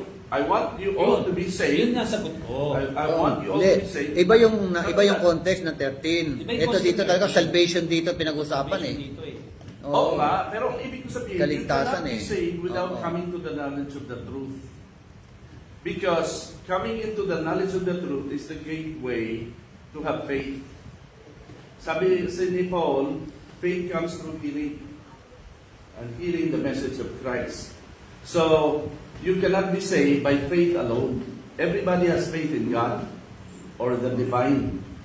But you have to hear the word of Christ, the gospel to be saved, which is the power of God unto salvation. Ngayon, may mga seemingly conflicting verses na sinasabi ang ibang kasulatan doon sa kay Jesus Christ. Paano mo ngayon yan i-reconcile? God's Kaya desire, kailangan ang desire interpret. ni Lord, lahat maligtas. Wala naman siyang masamang tinapay sa lahat ng tao. Pero lahat ng tao from the beginning ay magbabayad. Wala talagang save. Lahat ng tao, hindi utang na loob ng Diyos na iligtas ang tao. Kasi Dapat ang nilagay na kabayaran- dyan, God desires all men, some to be saved. Di ba? Hindi sabi all to be saved eh. God desires all men to be saved. Oo. No, di ba Tama sabi yun. kung desire niya, Ganito, some, yung iba lang Ganito. may maliligtas o ano. Yung kasi Matthew chapter 13 na account, Yung context nung kasi, ano yung kaalaman ng kasi may kingdom eh. context yun Oo. Kasi ako naniniwala ko doon sa makausap na yun. Andun din yung babae sa Samaritana. Hindi ko nandun din yun eh. Oo. Di ba? Andun din yung nakakita ng himala sa pagpapakain niya ng 5,000 people eh. Ang dami yun eh. Oo. Sila lahat yung followers niya yun eh. Nasdampalasigan siya nung malaman nandun siya, yung mga gusto makinig sa kanya na naniniwalang siya pumunta lahat yun. Pero speaking of parables, pero hindi naiintindihan. Kahit sila mga puso, hindi ito naiintindihan eh. Why speaking of the parables? Yun ang tanong, hindi tagtaka ng parables. Kasi pag Kaya sila nga, kasi na gusto nila eh. maintindihan. Wala naintindihan. Sila Parable, naiintindihan eh. oo. Kaya tanong siya sa Panginoon, ba't yung siya ng parables? Oo. Kasi dapat plain ka na lang magsalita. Yung Ang mga daming disciples tao, talaga, daming lumapit tao eh. personal. Oo. Pero sabi ng Panginoon, hindi ipinagkaroon sila kundi sa inyo. Sa kanila lang, Makaalam sa ng kanila yun. Espiritu ng Kingdom. Oo. Sa kanila lang. Kayo lang makakaalam nito. Ang tanong, Bakit? yun nga, yun sabi nga, bakit nga? Yun ang tanong, Kung lahat bakit? desire niyang masave, Yun, tama. Oo. Yun ang sasabi mata. kong conflicting Oh, doon. hindi conflicting yun. Bakit? Kasi nga, ito mga apostol kasi, ito yung pundadores eh. Kung kasama ng Panginoon, Sila yung na magpapatuloy. Sila yung magpapatuloy, Sila yung magbabahagi. Kung Oo. papansinin mo, sa Book of Acts, yung mga sumasampalatay doon sa simula pa lang, lahat doon binautismohan yun eh. Kaya nga 3,000 souls, ang dami eh. Oh. Di ba? Ganito yun. Ganito, para Oo, makuha natin. Para tama makuha natin. naman yun yung analysis mo kapag tinignan mo yung ministry ng mga disciples. Pero, if we're talking about context doon sa Matthew 13, wala yan doon sa Matthew 13. If you will justify... Hindi, ibig ko sabihin, ganito lang. Sa kanila kasi pinagkaloob yung ano ang purpose ng Lord? Kasi anong purpose eh? Bakit pinagkaloob sa inyo to eh? Sa kanila hindi. Oo. Nilalabas ngayon na, sabi sa Bishop na, may pipiliin lang ako. Sila hindi makaunawa. Oo. Itong mga taong to, yung parables to, maintindihan pa rin nila to. Bakit? Kasi nga, there is an apostles para mag-reflect sa kanila. Oo, merong ano eh. Sila yung magiging daluyan na, pwede Sila magiging magbahagi. daluyan Ganon. eh. Oo. Sila na lang eh. Tulad ni Pablo, tinawag si Pablo eh. Di ba? Pero sabi na, meron siya. Sabi nga ni Pablo, there is a mystery of Christ. Mystery of the gospel. This is such a mystery. Pero piniliwanag yung mystery of the Christ, mystery of the gospel. Kasi sa kanya piniliwanag, sabi niya. Isa pa nga talata, 1 John 2:2. Tingnan mo natin. 1 John chapter 2 verse 2. Tagalog, pakibasa po.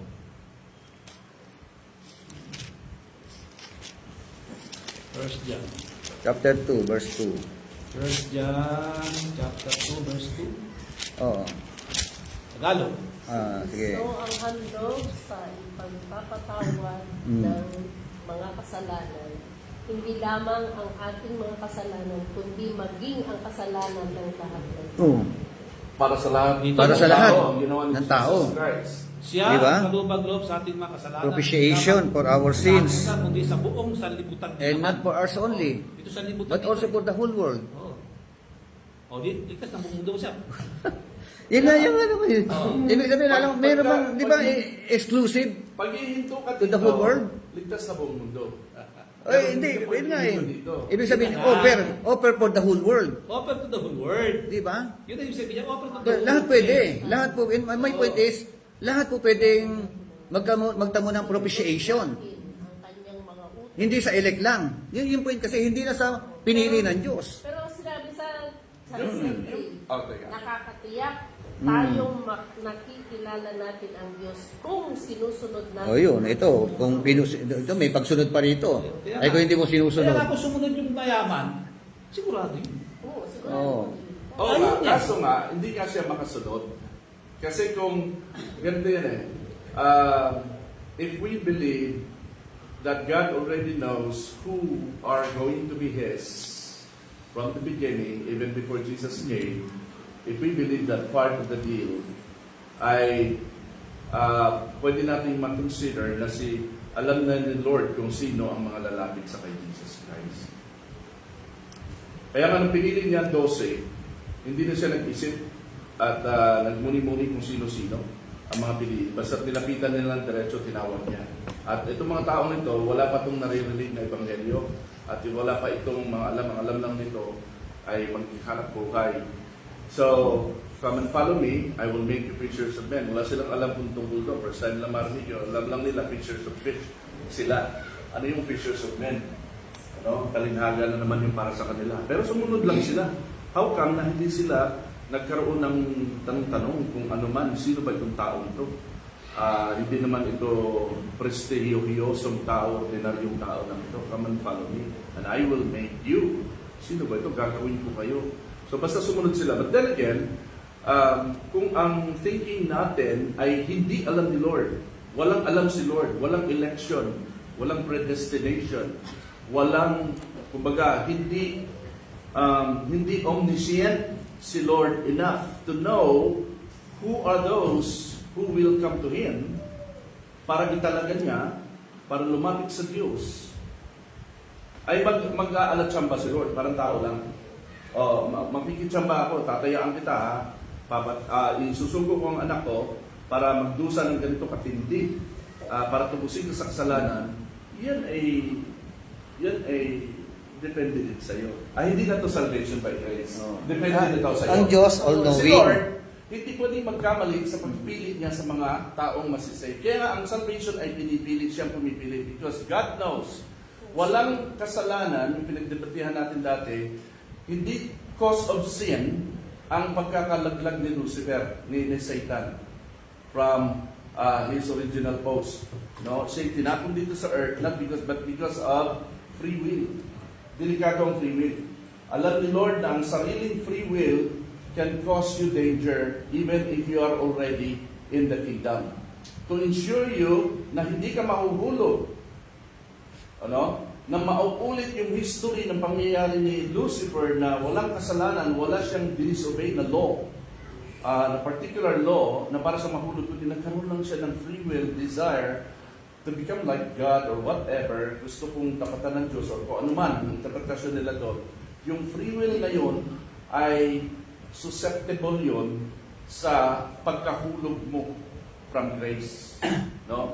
Now, to prevent that from happening, sabi ni Paul sa Romans 8, tinalaga niya na maging kamukha ni Kristo o to conform to the image of God ang mga foreknown.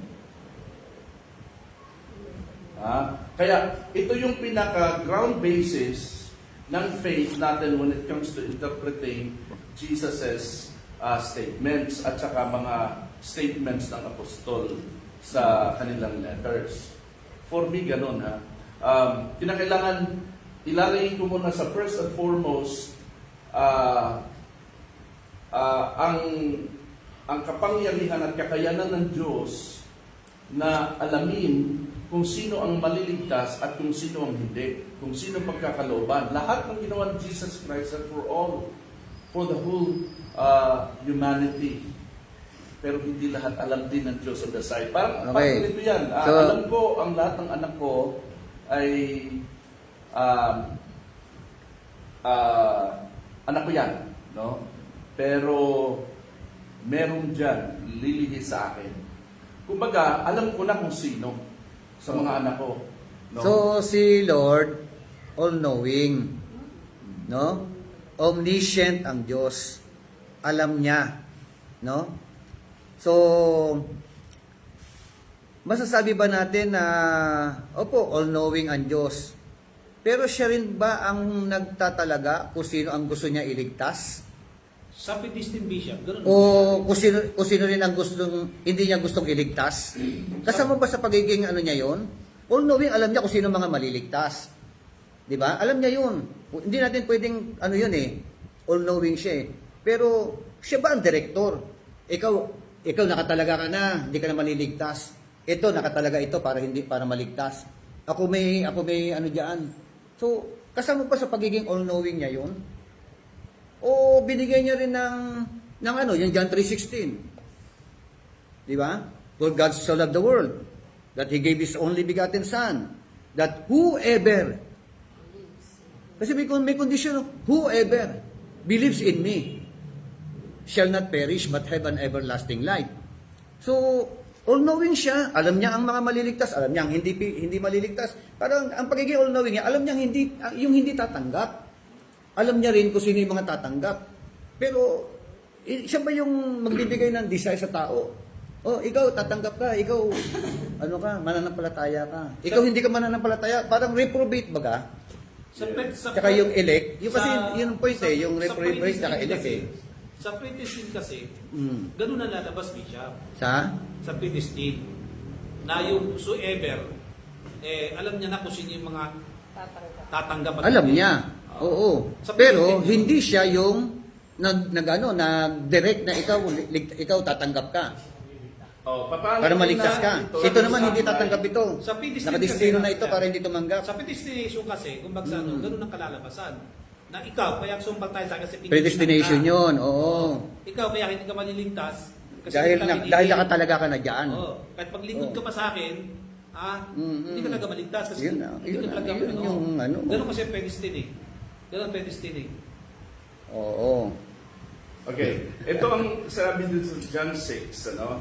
Ang sabi niya dito sa verse 47, most assuredly, I say to you, he who believes in me has everlasting life.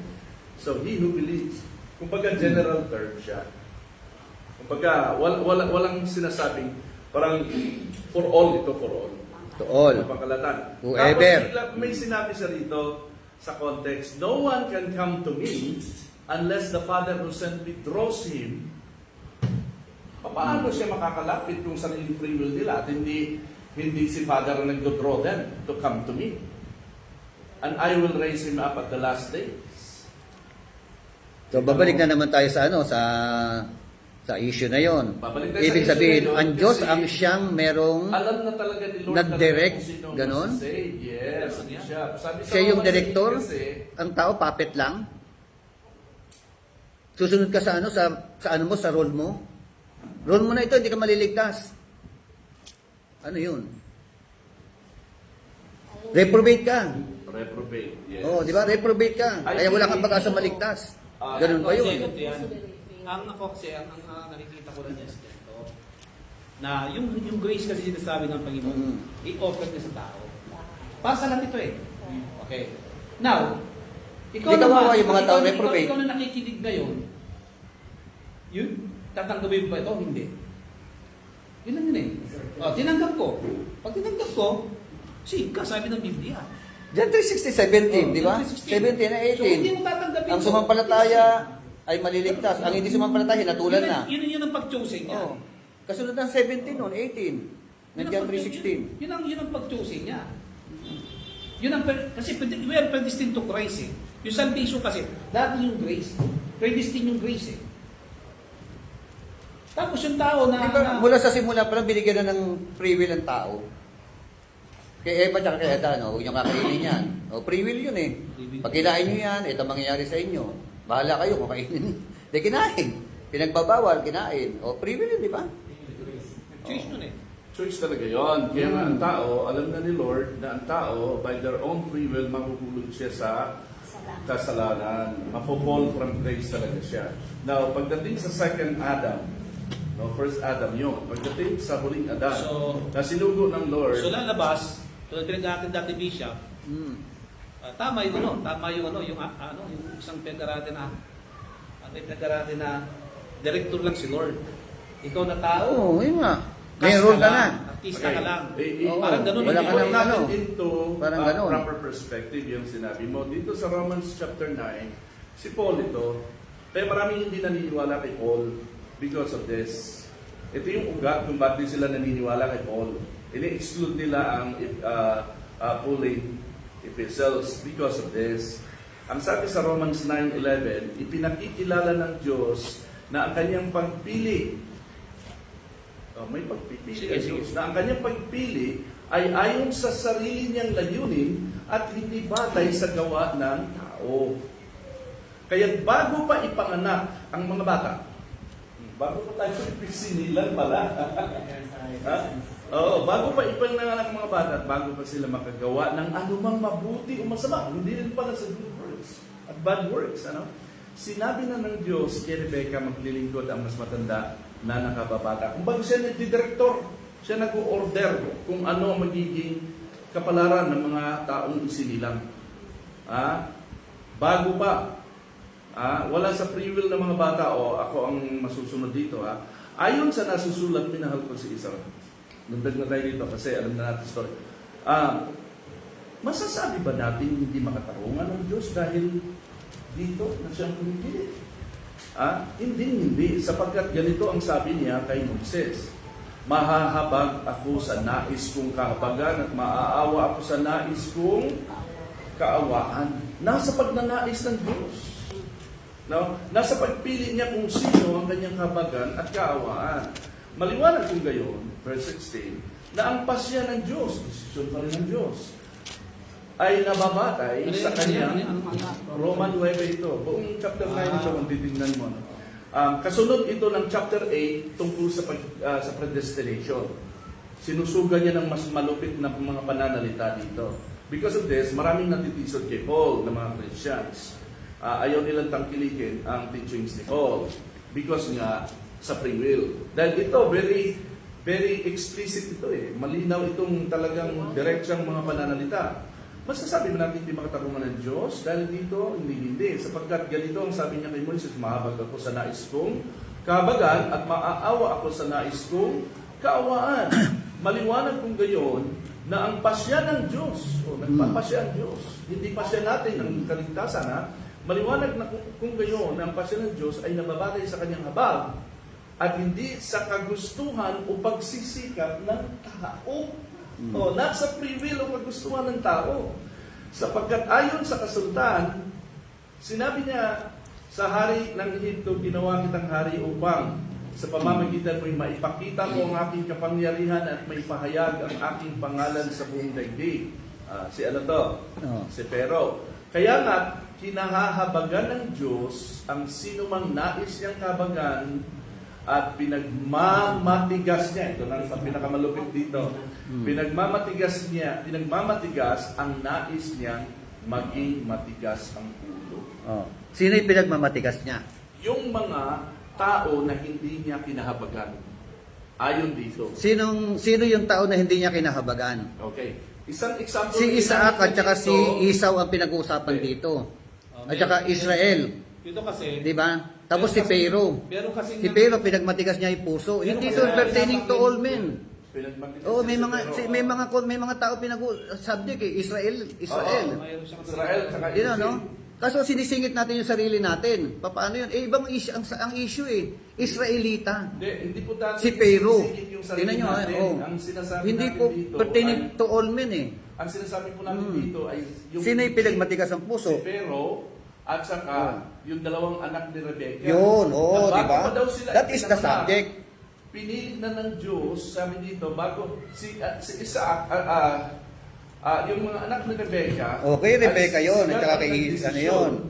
Kung sino ang magiging Yun. ang Doon sa dalawang anak yun ang pagpili diyan. Correct. dalawang anak lang. Di ba? Dalawang anak, hindi Pero tayo hindi kasama tayo- diyan. Hindi kasama Hindi ang ako ibang mga pwedeng tao diyan. Hindi, ito'y ang tawag ito, illustration or example lang ito ni Apostle Paul para maipahayag niya yung gusto niyang sabihin na ang pagpasya at pagpili ng Diyos ay hindi nakapatay sa desisyon ng tao. Kasi malinaw sa sinabi niyan eh. Hindi sa pagsisikap o sa kagustuhan ng tao. No? Pag merong gustong gawin si Lord, siya yung nagde-direct, katulad ng sinabi mo kanina. Nilagay ko lang sa perspective yung sinabi mo kanina. dito sa chapter 9. So, ibig sabihin, nandun lang lalabas, Bishop, na may mga tao hindi talaga maliligtas. Kasi hindi sila pinili. Ito kapatid, itong dahilan, this is a 400-year debate. Oo, ito, very Itong dahilan debatable kung bakit ito, Romans naghiwalay- chapter 9 ito eh. naghiwalay Hanggang 10, si 11 to eh. Luther, si Zwingli, at saka si Calvin. Oo. Dahil sa parting ito na hindi sila magkasundo. Kaya nga. Hanggang ngayon, ang dami Hanggang ngayon, kaya nga. magkasundo dito. So you may believe na by free will ang salvation ng tao, but for me, not by free will. It's by Kaya nga, God's for us to will. interpret it properly, tignan natin yung context. Hindi tayo kasama sa context, hindi kasama ang ibang mga tao sa context. Ang context Israel, Esau and Jacob, Pharaoh, di ba? So, paano napunta sa kaligtasan ng sangkatauhan? Hindi. Ganito, ang kausap Oo, yung konteksto eh. dito, Pagpili Bishop, niya eh, oo. is illustration lang yun, doon sa context na yun. Ito yung kanyang sample. Pero ang kausap niya dito ay hindi nga rin Israel. Ang kausap niya dito ay mga Romano. O, may inilalarawan, di ba? Ano to, Gentile Romans to. Ang kausap niya, kasi buong Romans to eh. So kumbaga, mga kausap niya dito, mga hindi labas na sa Israel, sa Commonwealth ng Israel. Ginamit niya lang yung ilustrasyon kasi yun lang yung kwento na pwedeng paghugutan ng paliwanag sa panahon nila. Pero kung titingnan mo yung context dito, na ng the whole book of Romans, mula chapter 8, pamumuhay ayon sa Espiritu. Ito yung mga ano na to, mga Kristiyano na to, hindi na to Hudyo. No? Ang tinutukoy niya dito. Pinangangaralan niya at bumubunot siya ng mga ilustrasyon ng mga nakaraang panahon tulad ng mga anak ni Rebecca, katulad ng, kasi meron silang background understanding o pag narinig na nila ang kwento sa Egypt. Oo, mas madali nilang maunawaan. Pero ang punto dito ni Pablo, sa ating pagkakristyano, na tayo inaligtas, ito yung mas malalim na napaliwanag ni Pablo sa kaligtasan. Ang alam kasi natin, tanggapin mo si Jesus Christ, magdesisyon ka para kay Lord, masisave ka. Ganun kababaw. Pero using the binocular, yung camera ni God, merong nakikita si Lord na hindi nakikita ng tao. Ito na yung pinahayag ni Pablo. Alam natin, mas malalim magpaliwanag si Pablo because among doon sa lahat ng disciples, siya lang yung nakapunta sa third heaven na marami siyang narinig ng teachings na hindi turo ng tao directly from God. Okay? So, kung bakit si Pablo ay iba mangusap at manalita dito sa ibang mga apostles. Now, kung yung ibang mga apostles, si John, si Peter, meron silang mga sinasabi, we will have to reconcile it if we believe the whole Bible is the Word of God and there's no contradiction. We will have to reconcile their teaching with Paul's teaching and Jesus' teaching. Tatlo yan eh. No? Magkakaiba minsan ito sa baguhang mag-i-interpret ng Bible, magkakaiba ang kaya pinipili nila kung alin ang gusto na ituro. Sa akin, wala akong pwedeng piliin. No? Kaya nga, si James, sabi niya, faith plus works. Si Paul, faith only, no works. No? I-reconcile mo yun. I-reconcile mo yun. So, na-reconcile na natin yan. Parang ito din, yung desire ni God na everybody will be saved, at saka dito sa mga teachings na may namimilit si God, i-reconcile mo yun. No? So ako, kung hindi ko ma-reconcile, ito ang teaching ng tao at ito ang teaching ni Paul, ito ang teaching ni Jesus, ang una kong itataas na susundin sa magiging dogmatic teaching ko, teaching ni Jesus, teaching ni Paul, teaching ng other disciples. Ganun yun.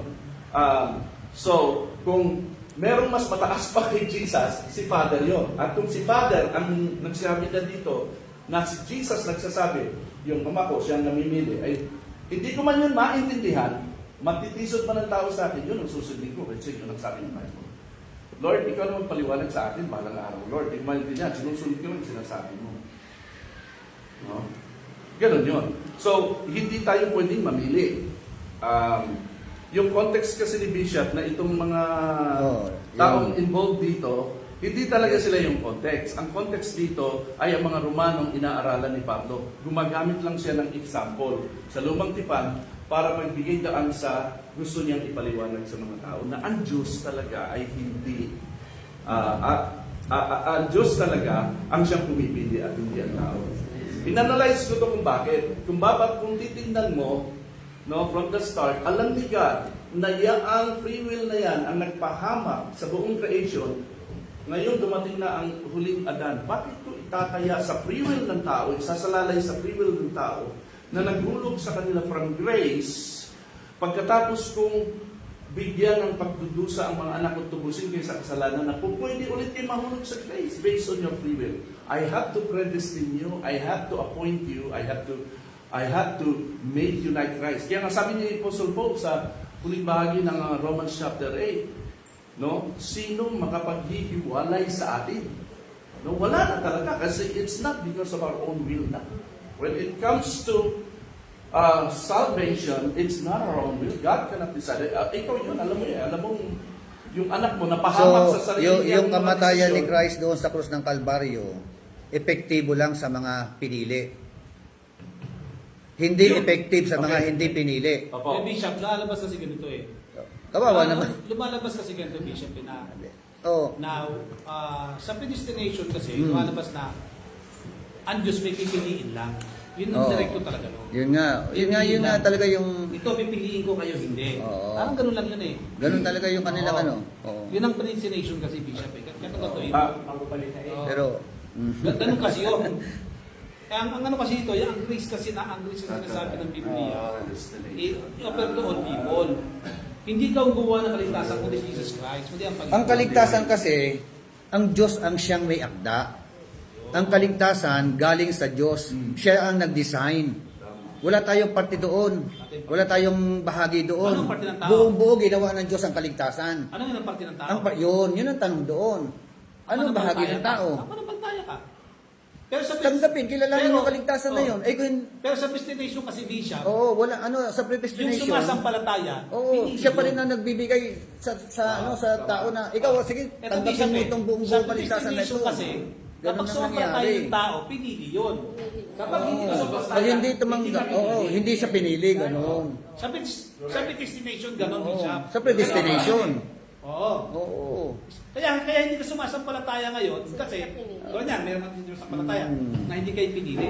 Hindi pinili yun, kaya hindi sumampalataya.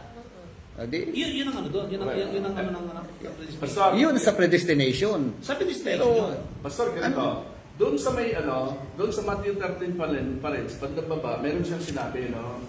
Sa bandang huli, for many are called, but few are chosen. So ang salita ng Diyos, doon sa kanyang mga, parang ending statement niya to sa lahat ng 10 parables niya. Na lumalabas na ang parables niya dito sa Matthew 13 ay pinipreach sa lahat ng tao. No? They are called by the message of salvation, but few are chosen.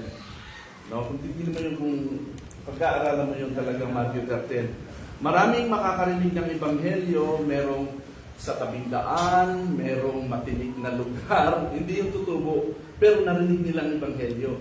No? But few are chosen, doon lang sa matatabang lupa. Now, so, anong punto natin dito? Pag pumunta ka sa teaching ni Paul, sinabi niya sa chapter 8 na ang salvation ay by predestination. Yung predestination na ito yung pinagkakaguluhan ng lahat ng mga Kristiyano ngayon kung bakit yung iba sa kanila nag-decide na i-dislodge si Paul sa kanilang paniniwala dahil hindi nila matanggap kasi na by predestination ang salvation. Kasi pag pinasok mo talaga sa paniniwala mo ang teaching ni Paul, kinakailangan mamili ka lang. May mga verses na hindi mo pwedeng tanggapin katulad ng chapter 8, chapter 9 ng Romans. Dito kasi very explicit dito ang mga pananalita niya. Na sinabi niya dito sa Romans chapter 8, alam natin sa lahat ng bagay ay gumagawa ang Diyos. So kumbaga meron talaga divine intervention sa lahat ng bagay. hindi po pwedeng ipagkatiwala niya lang sa sariling free will ng tao. Gumagawa ang Diyos, kumbaga, hihimuin ka ng Diyos. No? Para sa mabuti, kasama ang mga nagmamahal sa Kanya, silang mga tinawag. Ayon sa Kanyang layunin. Again, tinawag tayo hindi sa ating layunin na masave, kundi sa layunin niya. Sapagkat sa mula't-mula pa'y alam na ng Diyos kung sino ang mga magiging Kanya at ang mga ito'y pinili niya upang maging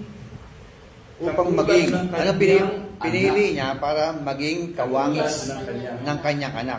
That is the purpose of choosing eh. Correct. Oo, diba? So, lahat talaga, kaya nga ang point doon sa Matthew, sa Gospels, come and follow me. Come and follow Hindi me. kaligtasan na pinag-uusapan doon. Oo. Ligtas na yun. Sa Matthew chapter 8 na yun.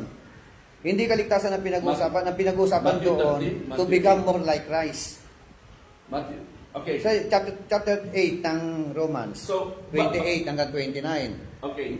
Lahat ng tao, bago pa sumunod kay Kristo, ay makasalanan. Reprobate. Going to hell. No hope ang tao. Nung dumating si Jesus Christ, no, doon nahayag ang pagpili ng Diyos kung sino-sino ang lalapit sa Kanya ayon dito sa Romans chapter 8. Sapagkat mula pa'y alam na ng Diyos kung sino ang magiging Kanya. Alam niya yun. Oo. All-knowing nga eh. Meron tayong hindi All-knowing nga ang Diyos eh. po na nakikita ng Diyos. Ang alam lang natin ay nakasalalay sa sige na, tanggapin mo na si Lord. Sige, pag na-convince mo siya, natatanggap. Sige. Ano lang talaga dyan ganito. Ang batayan kasi ng Diyos sa kaligtas is manampalatayaan na ako. Alam ko, alam ng Diyos na itong mga ito mananampalataya to. Alam niya yun. Alam niya yun. Mananampalataya. Ito, Alam niya alam mananampalataya. niya Eh. mapapahal to. Problema Alam niya yun. Oo. Pero ang pagpili ng Diyos kasi ron, hindi yung, ikaw, Oo. akin ka. Yun nga yung Parang ano eh, ikaw, oo. hindi ganun. Ang nakita ko dyan is, All-knowing siya doon. Alam niya na yun. Alam niya ng Diyos na ito Hindi pipili. pwedeng ano Ito. yun. Oo. Pero paano siya mamimili? Ang pagpili kasi is pamagitan ng pananampalataya ng tao. Kaya nga bali nga itanong ko nga eh, di ba? Yun yun. Oo. Yun ang pagpili doon, hindi yung kasi, sa pili station kasi, para bagang, kahit gusto ko ng kaligtasan, kinuha ko na, pero dahil sa hindi mo ako pinili. Pinili. Wala ka ng pag-asa talaga. Wala kang pag-asa. Wala ka dahil reprobate ka nga eh. Hindi ka. Reprobate tawag doon. Yun ang tawag doon eh. Di ba? Yun ang kasi pag Dito, yun ang ano para doon. hindi tayo huwag natin putulin itong chain of God's plan of salvation. Kasi God's plan of salvation to layunin niya nakalagay doon sa verse 28. Ang Yung nakita ko ang lalo tawag ng ng Panginoon. Diyos.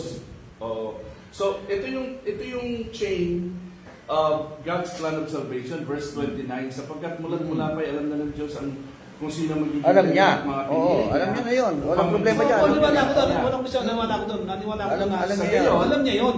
Yes. Okay. Oo. Pero hindi ibig sabihin na para bagang, alam ko, na ito, alam niya na ako. Dahil alam niya Oo. siya pala yun. Alam niya Nagtakda. na yun. Kasi pero, Nagtakda. may gagawin Oo. ako. Mananampalataya ako. Di ba? Teka. Oo, ganun yun eh. Teka, anong gagawin mo? Mananampalataya ako. Okay, ang grace, sabi sa Ephesians chapter 2, for by grace you are saved through faith. Yung faith Tama yun, ay tama bunga yun. yun ng grace. Tama Hindi yun. galing Ang sa'yo. grace kasi, ganito yun, ang grace kasi, Diyos ang nagbibigay niya sa atin. Diyos na pinakaligtasan. Yung faith, Yung grasya yun sa Diyos yun. Diyos. Walang problema sa grasya. Oh, grasya eh. Wala nga tayong bahagi. Wala yun. Yun na sinasabi ko. Wala tayong bahagi Ang dun eh. gagawin mo na, ang bahagi Yung mo kaligtasan, lang- wala tayong bahagi. Oh, ang bahagi mo nandun is tatanggapin Oh, mo gawa yung niya yun eh. kaligtasan. Gawa niya yun eh. Author siya nun eh. Oo. Siya yung nagtakda nun eh. Tatanggap, hindi. Siya yung Kasi baliktad kasi na, nag-take ng initiative dun nagbigay eh. ka ng grasya tapos Oo. kinakailangan pagtatrabahuhan ko pa. Oo. Parang ganun eh, ginagawa ng, di ba, kailangan pagtrabaho, So, kailangan mabuti. wala tayong part Wala na. doon. Buong buo, ibig sabihin, yung grasya ng kaligtasan, ini-offer niya sa Kasi lahat ng ganun tao. gusto ng iba eh. Kailangan gumawa ka muna mabuti para maligtas. Doon nagkaroon ng problema. Hindi. Yung kaligtasan kasi, bunga Oo. yung kaligtasan, binigay siya ng Panginoon. Yung paggawa mo ng mabuti. Kasi sumampalataya ka nga, gusto mo ng kaligtasan eh. Doon pala, sabi ng Panginoon, yun ang pagpili ng Diyos. Yun ang sa akin yun ang pagpili ng Diyos sa kanyang predestination na alam niya. Kasi hindi nga lahat maliligtas eh. Tama yun, hindi lahat maliligtas eh. May mapaparusahan eh. Alam niya yun. Pero, alam niya yun. Ito, gano'ng karami. Alam niya yun. Alam niya, ko walang problema ron eh. Alam niya, Oo, all-knowing alam siya Kasi eh. all-knowing siya eh. Pero hindi siya yung, hindi siya yung Pero hindi nagtakda. siya yung nagtatakda. Ayun Yun na, ang- ikaw ha, hindi siya yung wala. nagtatakda. Hindi. Reprobate ka. Ganun na, ganun na. Bishop, Ganun yun. ganito. Ayun nga yung lumalabas na ano eh. Ganito po oh. ang point ko sa predestination. Oo. Lahat ng tao sinners, going to hell, kabayaran ng kasalanan ay kamatayan. Ayan. Lahat, reprobate. Ngayon, wala sa obligasyon ng Diyos na iligtas tayo. Kung sino yung gusto niyang iligtas, pipiliin niya, ito nga, base sa pagpili, yun yung kanyang bibigyan ng grace to be saved.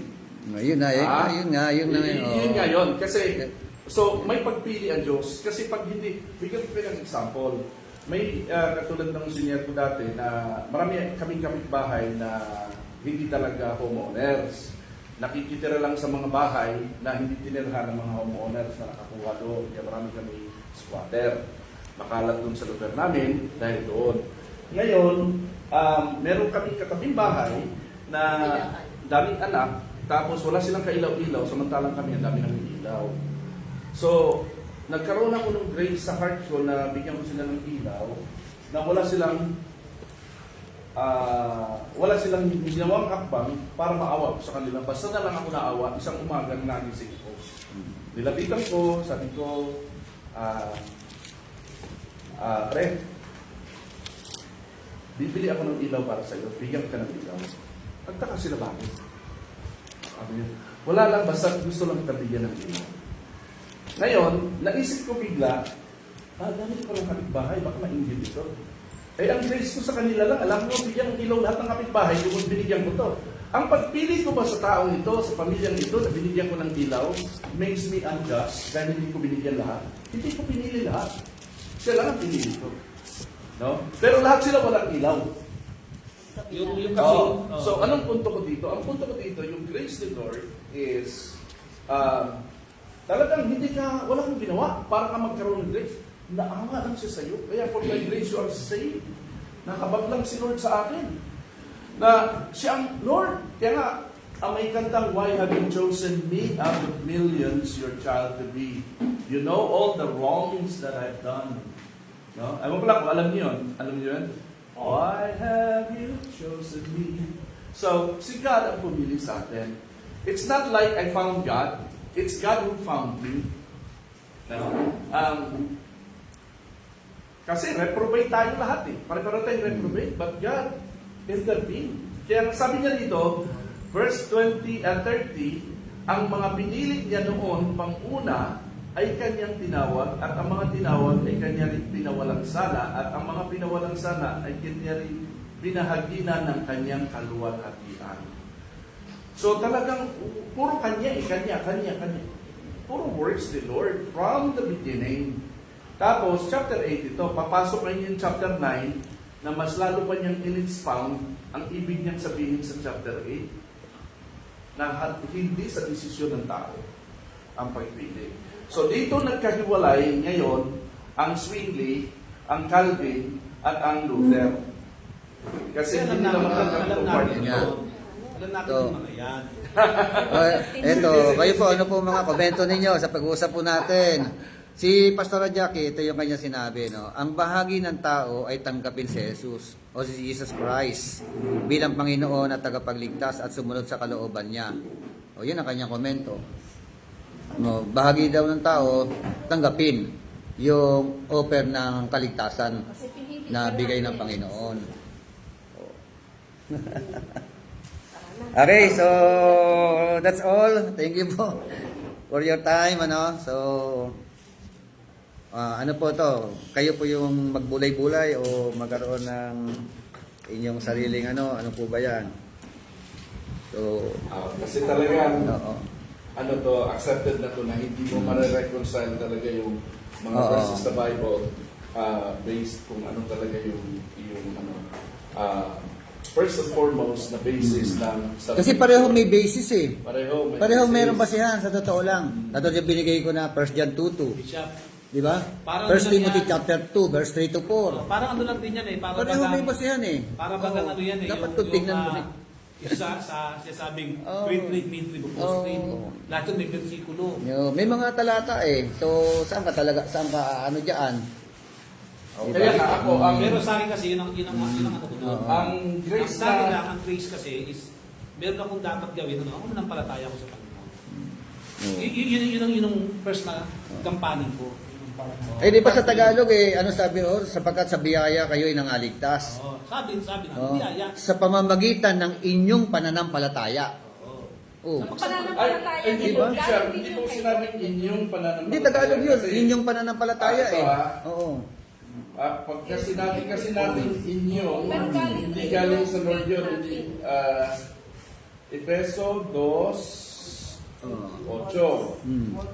Sapagkat dahil sa kagandahang loob ng Diyos, kayo ay naligtas sa pamamagitan ng pananampalataya. Oo. Sinabi pamamagitan ng inyong pananampalataya. King James version yan. Hindi, ano to? Oo. Magandang Tama naman yung balita. Mabuting sinasabi. balita.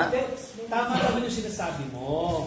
Na ang sabi niya na dahil sa pananampalataya. Di ba? Kasi tutulong ang sinasabi niya yung pagpasampalataya ng tao. Oo. Yung pananampalataya na yun, galing Oo, din wala kay no Lord. contention doon. Ang sinasabi ko dito, yung pananampalataya na yun, katas ng grace yun ni Lord. Hindi yun katas ng free will Sa'yo. mo. Pag dinagdag Kasi pag sinabi mo yun, kasi, pag sinabi si Diyos kasi ang namimili kasi, normal, pipiliin ko. Pag pinili kita, sabihin, wala ka ng kumbaga sa hindi mo na kailangan ng palataya. Yung pinagaling, sabi ng Panginoon, gumaling ka dahil sa iyong pananampalataya. Hindi naman, hindi grace na, hindi. Pasabi mo kasing grace, parang tulad sinabi mo, ikaw gusto binigyan ka ng ilaw. Sa'yo kasi, bilang tao, yung damdamin mo yun eh. Pagdating kasi sa salvation kasi, hindi natin pwedeng para sa akin hindi natin pwedeng gamitin yun. Kasi una, bilang tao kasi tayo malayo pagkaano sa Panginoon eh. Basta kung alam ko ganito, pagpapasok ng Biblia kasi, marami yung Ano yan, 7:30 na. So, basta yun ang sabi dito, yung sa pamamagitan ng pananampalataya, hindi po sinabi sa pamamagitan ng inyong pananampalataya. Tapos dinutong pa dito, at ito'y kaloob ng Diyos, hindi mula sa inyong sarili. Yung grace and faith pala, hindi mula sa ating sarili. Galing yung sa God. yung grace niya. Yung tinatawag na imputed grace, imputed faith, na meron tayong sariling faith, meron tayong sariling free will. Pero yung desire and will and faith to be saved, imputed nila ng saved. Naku, delikado. Sige po, Maraming paniwalaan to si Paul. pray muna tayo, pray. Sige. Pastor Jonathan, close us in prayer. Sige lang, Salamat sa mga natutunan namin. Yes. Mga Panginoon, patuloy pa namin magawaan yung sigyan ng mga salita. Yes, so that- Thank Lord. Sapat na kaalaman upang maunawaan namin ng mga bagay-bagay Yes. na nakasulat sa iyong mga salita. Ito nga po mga sa aking pag-uwi sa ikaw nga po gabay sa amin. Thank you Lord. Maraming susunod. Amen. God bless.